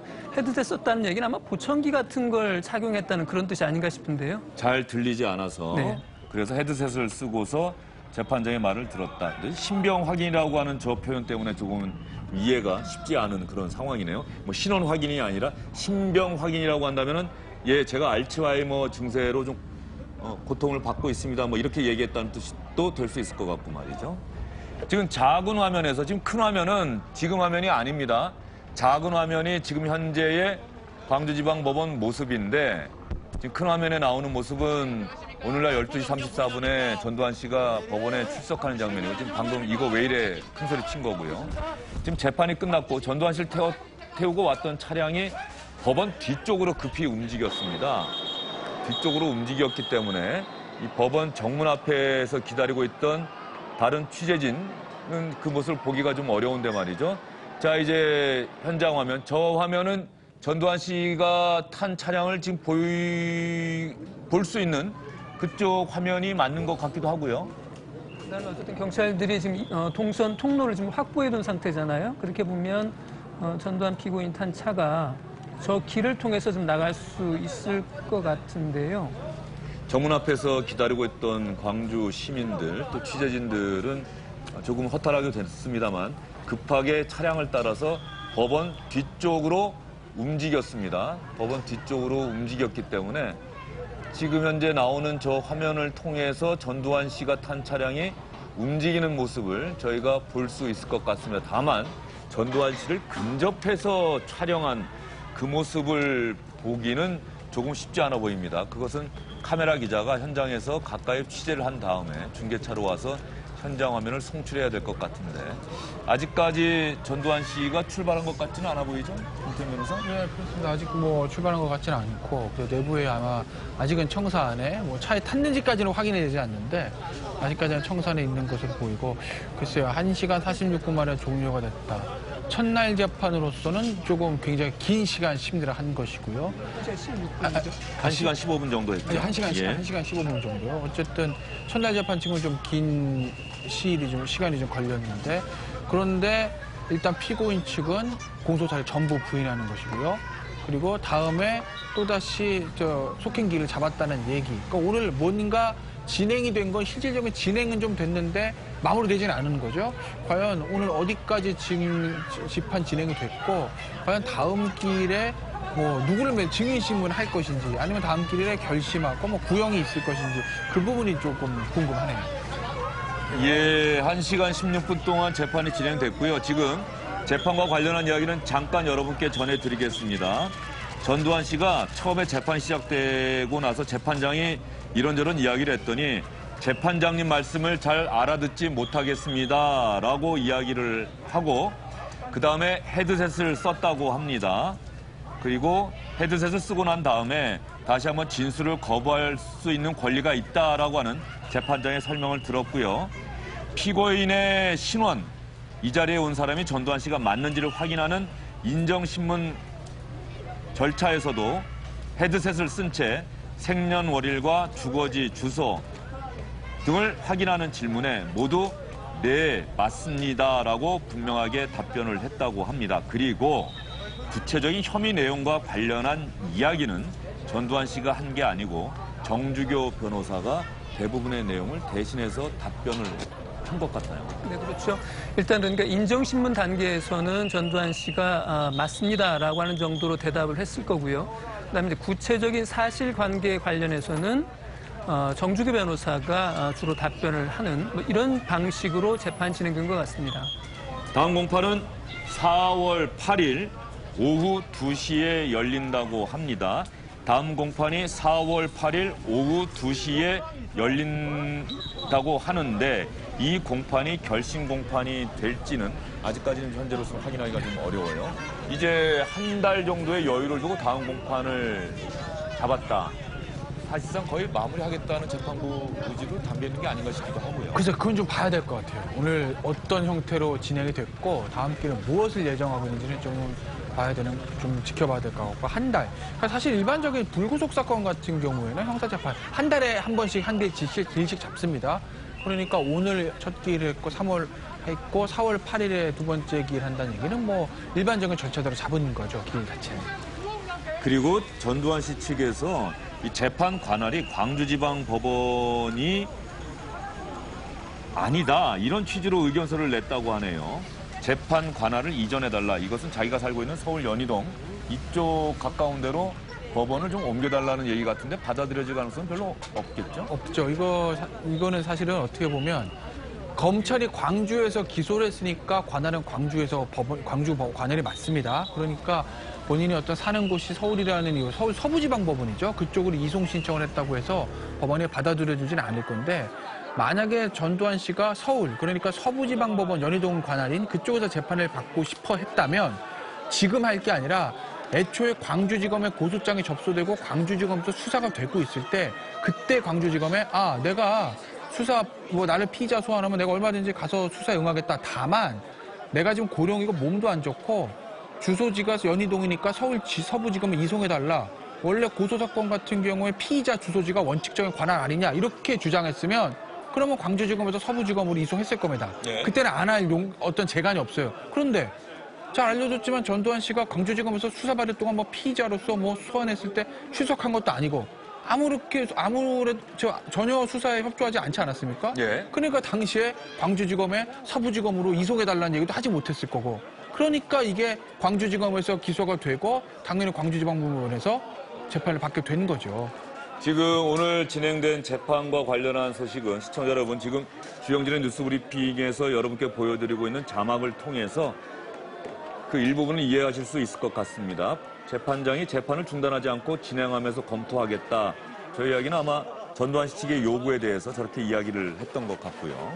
저게 구체적으로 어떤 이야기인지 좀 전두환 씨가 재판을 받기가 쉽지 않은 상황이다. 아마 이런 요구에 대해서 저런 이야기를 했을 것도 같고요. 잠시 휴정 요청했을 수도 있고요. 그러니까 저 부분은 아직은 좀 확실하진 않네요. 어떤 상황이 있었는지. 전두환 씨 측이 조비오 신부가 주장한 날 헬기 사격이 있었다는 증명 자체가 불충분하다. 저렇게 주장할 거라고 하는 것은 이미 예견됐던 일이고요. 그렇죠. 예, 저게 이제 5월 21일 날 오후 2시쯤에 이제 기총 사격이 있었다는 건데요. 광주에서 조직적인 집단 발포가 5월 21일 오후 1시에 있었거든요. 그러니까 그때 이제 계엄군은 발포 명령은 없었고 자위권 차원에서 현장 지휘관의 판단으로 이제 발포 명령이 있었다 이렇게 얘기를 하는 거거든요. 그렇으니까 만약에 그때 헬기에서 기총 사격을 했다 그러면 계엄군이 조직적으로 발표를 했다고 하는 그런 걸 텐데 그럴 리가 없다라고 한 취지로 항변을 한 것 같습니다. 예, 지금 현장 화면을 여러분께 보여드리다가 잠시 화면이 끊겼습니다. 시청자 여러분 양해해 주시고요. 지금 막 오늘 재판과 관련해서 안에서 취재했던 기자들의 이야기가 들어왔습니다. 재판장이 처음 시작을 할 때 재판장의 호명이 없는 한 의견을 말씀하실 수 없다. 재판장에서 소란을 피우면 감치될 수 있다는 것을 말씀드린다. 이렇게 이야기를 하고 재판을 시작을 했습니다. 그리고 검사의 출석을 확인했고요. 그리고 신뢰 관계인 동석을 요청해서 허가를 했다. 이순자 씨가 피고인석에 함께 앉는 것을 허락했다는 얘기까지 재판장이 직접 설명을 했습니다. 피고인 전두환 씨를 향해서 잠깐 자리에서 일어나라고 이야기를 했고 진술 거부권 이야기를 했고요. 생년월일 전두환 씨를 향해서 1931년 1월 18일이 맞습니까? 라고 물어봤더니 이때 전두환 씨가 재판장님 말씀을 알아듣지 못하겠습니다. 라고 답변을 했어요. 그래서 헤드셋을 씌우고 다시 한번 말씀드리겠습니다 하고 진술 거부권 얘기하고 생년월일 물어봤더니 맞습니다. 특별한 직업 없고 주소지가 여기 맞습니까? 네, 맞습니다. 이렇게 얘기를 해서 전두환 씨는 여기까지 이야기를 했고요. 다음에 검찰의 모두 진술 그리고 검찰의 주장이죠. 이거는 검찰이 피고인이 유죄다라고 하는 것을 검찰로 하여금 진술할 기회를 준 거죠. 기소지를 진술하자는 거죠. 예. 검사가 먼저 얘기를 하고 그다음에 정주결 변호사가 이제 피고인은 무죄다.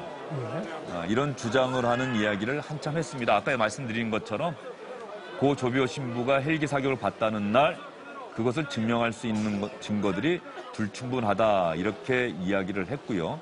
이런 과정에서 전두환 씨 측은 전두환 씨는 별다른 답변을 하거나 이러진 않고 가만히 자리에 앉아 있었던 것으로 보입니다. 이때 방청객이 재판이 진행되는 도중에 변호사가 이야기하는 것은 다 거짓말이다. 이렇게 큰 소리로 외치다가 법정 경위로부터 제지를 당하기도 했고요. 결과적으로 보면 1시간 15분, 1시간 16분 동안 재판은 진행됐습니다만 전두환 씨가 재판장의 질문에 직접 답변한 것은 생년월일 맞습니까? 주소지 맞습니까? 여기에 대해서 네 맞습니다라고 하는 이 짤막한 대답이 전부네요. 그렇습니다. 이제 그것만 가지고 전두환 피고인이 어느 정도의 그 알츠하이머 상태인지 이걸 이제 판단했어야 되는 건데 지금 나온 자료로만 봐서는 충분한 진술이 없어서 재판부가 어떻게 판단하고 있을지 그것도 참 궁금한 부분입니다. 자, 이제 문이 열리고요. 법원 관계자로 보이는 분들이 나와서 앞에서 대기하고 있던 취재진을 향해서 현장 상황을 정리하고 있는 모습이 보이고 있습니다. 그렇다고 한다면 이제 곧 전두환 씨의 모습이 나타나지 않을까 싶습니다. 12시 34분에 광주지방법원에 도착했기 때문에 이제 3시간 30분 정도가 꼭 지났어요. 전두환 씨가 1시간 15분, 1시간 16분 동안 진행된 재판을 모두 마치고 잠깐 휴식을 취한 다음에 서울 연희동 집으로 돌아가기 위해서 이제 곧 광주지방법원으로 법원 밖으로 모습을 드러낼 것 같습니다. 앞에서 많은 취재기자들, 카메라 기자들이 대기하고 있고요. 광주 시민들로 보이는 분들이 상당히 큰 목소리로 전두환 씨 나오면 들으라고 큰 이야기를 하고 있는 것 같은데 전두환 씨가 저 나와서 차량에 탑승하기까지요.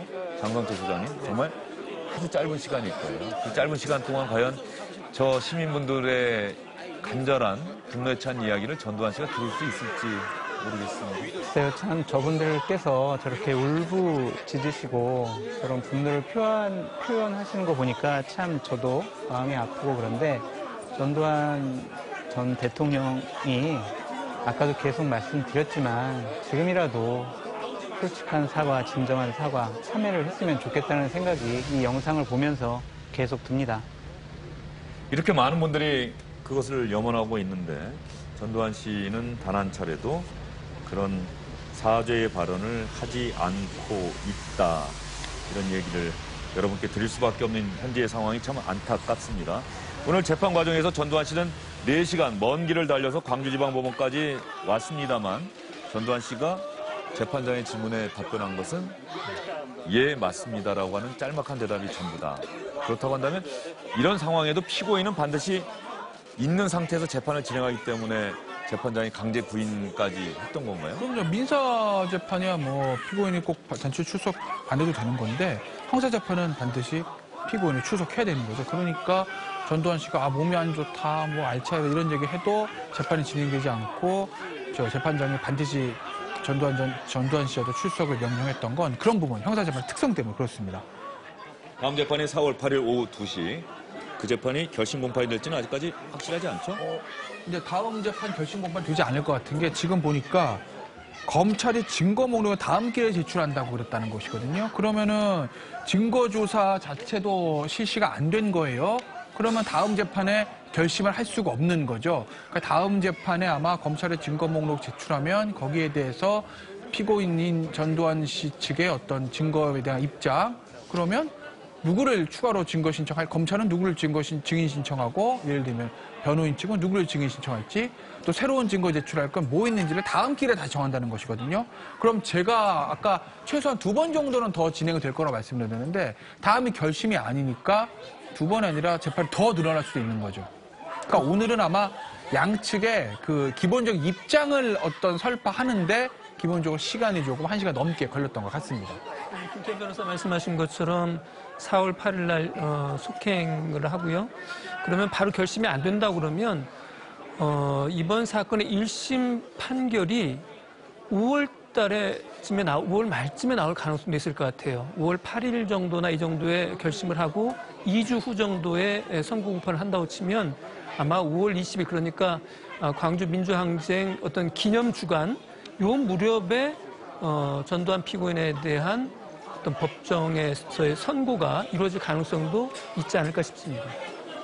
오늘 재판 과정에서 끝마무리에 이순자 씨가 뭔가 재판부에 제출한 모양이에요? 예, 그렇습니다. 이제 신뢰관계, 그러니까 이순자 씨죠. 이순자 씨가 재판부에 드리는 글, 그런 것들을 제출을 했다고 합니다. 뭐 일종의 탄원서 형태가 되겠죠.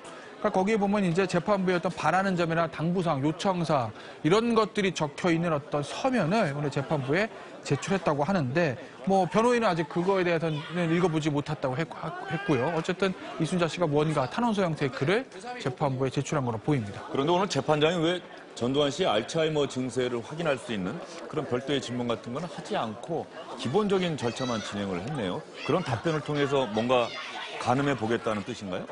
글쎄요. 그건 뭐 재판부의 어떤 의중이라든지 실제로 어떻게 구체적인 진술과 대답이 오고 갔는지 뭐 정확하게 알 수는 없는데 특별히 알츠하이머를 판단하기 위한 어떤 일종의 양형조사적인 어떤 성격의 진행은 오늘 하지는 않은 것 같고 기본적인 인적사항 진술 뭐 그것을 통해 가지고 전두환 씨의 어떤 대답 태도를 보면 어느 정도 가늠을 할 수 있겠지만 그게 완벽하게 나오는 것은 아니거든요. 그러니까 그 정도 선에서 아마 끝인 것 같습니다.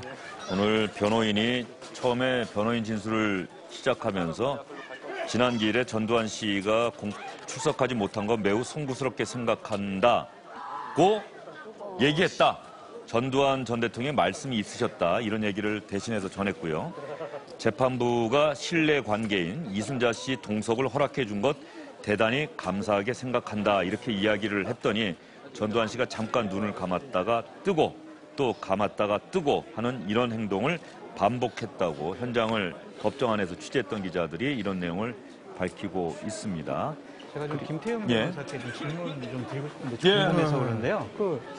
저렇게 변호인 측에서 알츠하이머병을 강조하는 이유가 뭘까요? 그러니까 내가 이제 지금 뭐 재판에 출석하기 어렵다라는 것보다 양형적인 측면도 있나요? 그래, 양형적인 측면이 있죠. 아무래도 고령의 알츠하이머까지 뭐 사실은 이 사자명예훼손이라는 게 2년 이하의 징역이기 때문에 유죄가 나온다고 해도 이게 사실은 뭐 법정 구속되거나 뭐 그럴 만한 죄는 아니에요. 죄 자체는요. 다만 이제 또 워낙 또 파장이 있는 어떤 지금 재판이기 때문에 사실은 어느 정도 형량이 나올 수는 뭐 알 수는 없거든요. 그러니까 다만 재판부 입장에서 보면 피고인이 고령이고 즉 알츠하이머로 건강 상태가 굉장히 좋지 않다라는 것을 강조하게 되면 그래서 양형에서 참작 사유는 되니까 그런 점까지도 아마 염두에 두고 알츠하이머를 계속적으로 좀 주장하는 것도 있죠. 근데 분명한 것은 전두환 씨가 지금 처음에 이순자 씨가 이야기했던 것처럼 내가 지금 어디에 와 있지? 내가 지금 뭐 하고 있지? 자기가 주변 상황에 대한 인지 능력이 전혀 없다라고 하는 그 주장만큼은 사실이 아닌 것 같아요. 지금 일문일답하는 걸 보면 재판장님 말씀 잘 못 알아듣겠습니다 하는 것은 자기가 지금 재판받고 있다고 하는 걸 잘 안다는 뜻이고요. 그다음에 자기 생일이 언제인지도 뚜렷하게 알고 있는 거고요. 그다음에 자기 사는 데도 어디 있는지 알고 있고 자기가 지금 직업 없다고 하는 것도 잘 알고 있는 상황이에요. 그렇게 보면 고령으로 인해서 약간의 무슨 말을 한달지 이런 것들이 조금 떨어질지는 모르지만 재판을 받을 수 없을 만큼의 중증의 알츠하이머 환자다 이렇게 보기는 어려울 것 같고 이렇다고 그러면 재판을 받는 것도 제가 볼 때는 큰 문제 없을 것 같아요. 그리고 말이죠. 다음 재판 기일이 4월 8일, 다음 달 8일 오후 2시로 잡혔는데 말이죠. 이것과 관련해서 시청자 여러분 주목할 만한 변호인의 답변이 있었습니다. 다음에 피고인 나오는 거에 대해서 변호인은 어떤 입장입니까? 라고 재판장이 물었더니 서면으로 제출하겠습니다라고 이야기를 합니다. 충분히 현장에서 말할 수 있는 내용인데 서면으로 제출하겠다는 얘기는 안 나오겠다는 얘기 같아요. 안 나올 수도 있다라는 뉘앙스 어떤 독선을 좀 깔고 있는 것으로 보여요. 일단은.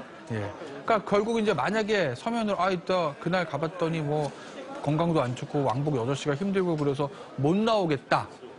라고 이제 얘기를 하면 결국 이제 재판부에서 또 골석 재판 진행할 것인지 구인장을 발부할 것인지 뭐 이런 부분인데 그런데 사실은 이제 안 나오겠다라는 게 사실 조금 논리가 약해져. 왜냐하면 만약에 오늘 예를 들어서 전두환 씨가 출석했는데 뭐 계란 날라들고 뭐 과격 시위가 있어서 뭐 안전에 어떤 문제가 생기고 뭐 이렇게 되면 뭐 경호에도 문제가 있어. 이러면은 저 피고인 측에서 나 도저히 못 가겠다. 보시지 않냐. 첫날 갔더니 이 난리가 났는데 둘째 날, 두 번째, 세 번째 재판 무슨 일이 있었는지 모르겠다. 이거 신변의 위험이 느껴서 못 가겠다라는 게 조금 논리가 생길 수는 있어요. 재판부 입장에서 이거 참 또 내려가지고 큰일 나면 어떡하지? 경호상에 문제 생기면 어떡하지? 신변에 문제 생기면 어떡하지? 이런 걱정을 할 수 있을 텐데 그런데 오늘 보셔서 알겠지만 1시간 15분 동안 아무 문제도 없었거든요. 뭐 신변상에 문제가 생긴 것도 아니고 그나 뭐 계란이 날라든 것도 아니고요. 그렇기 때문에 전두환 씨 측에서 단순 건강상의 이유만을 이유로 여기 못 내려오겠다. 그리고 아까 화면에도 보셨지만 뭐 신격호 회장처럼 전 롯데 총괄회장처럼 휠체어 타고 온 것도 아니고 뭐 정신은 약간 오락가락 하는 수도 있겠지만 겉으로 봤을 때 멀쩡하게 걸어 들어갔습니다. 그리고 아무런 어떤 위협이나 이런 것들이 없었어요. 광주 시민들로부터. 그렇기 때문에 못 내려오겠다는 논거가 굉장히 미약해지는 거죠.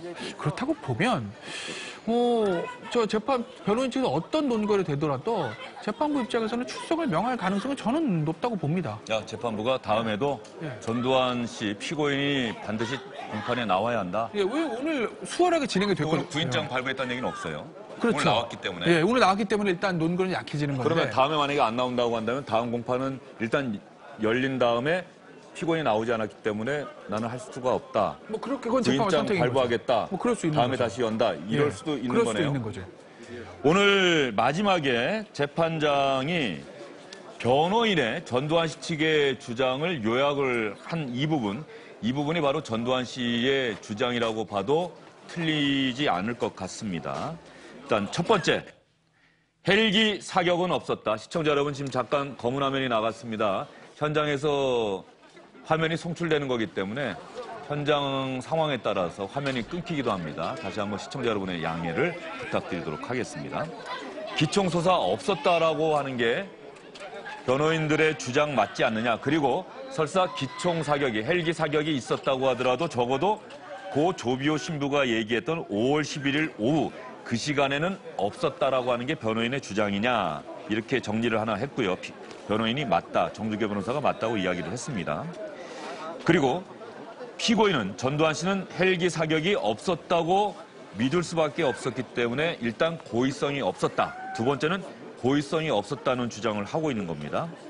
세 번째, 성직자라는 말이 무색한 파렴치한 거짓말쟁이라는 표현은 개인에 대한 가치, 평가, 의견 표명일 수 있지만 사실을 적시한 건 아니다.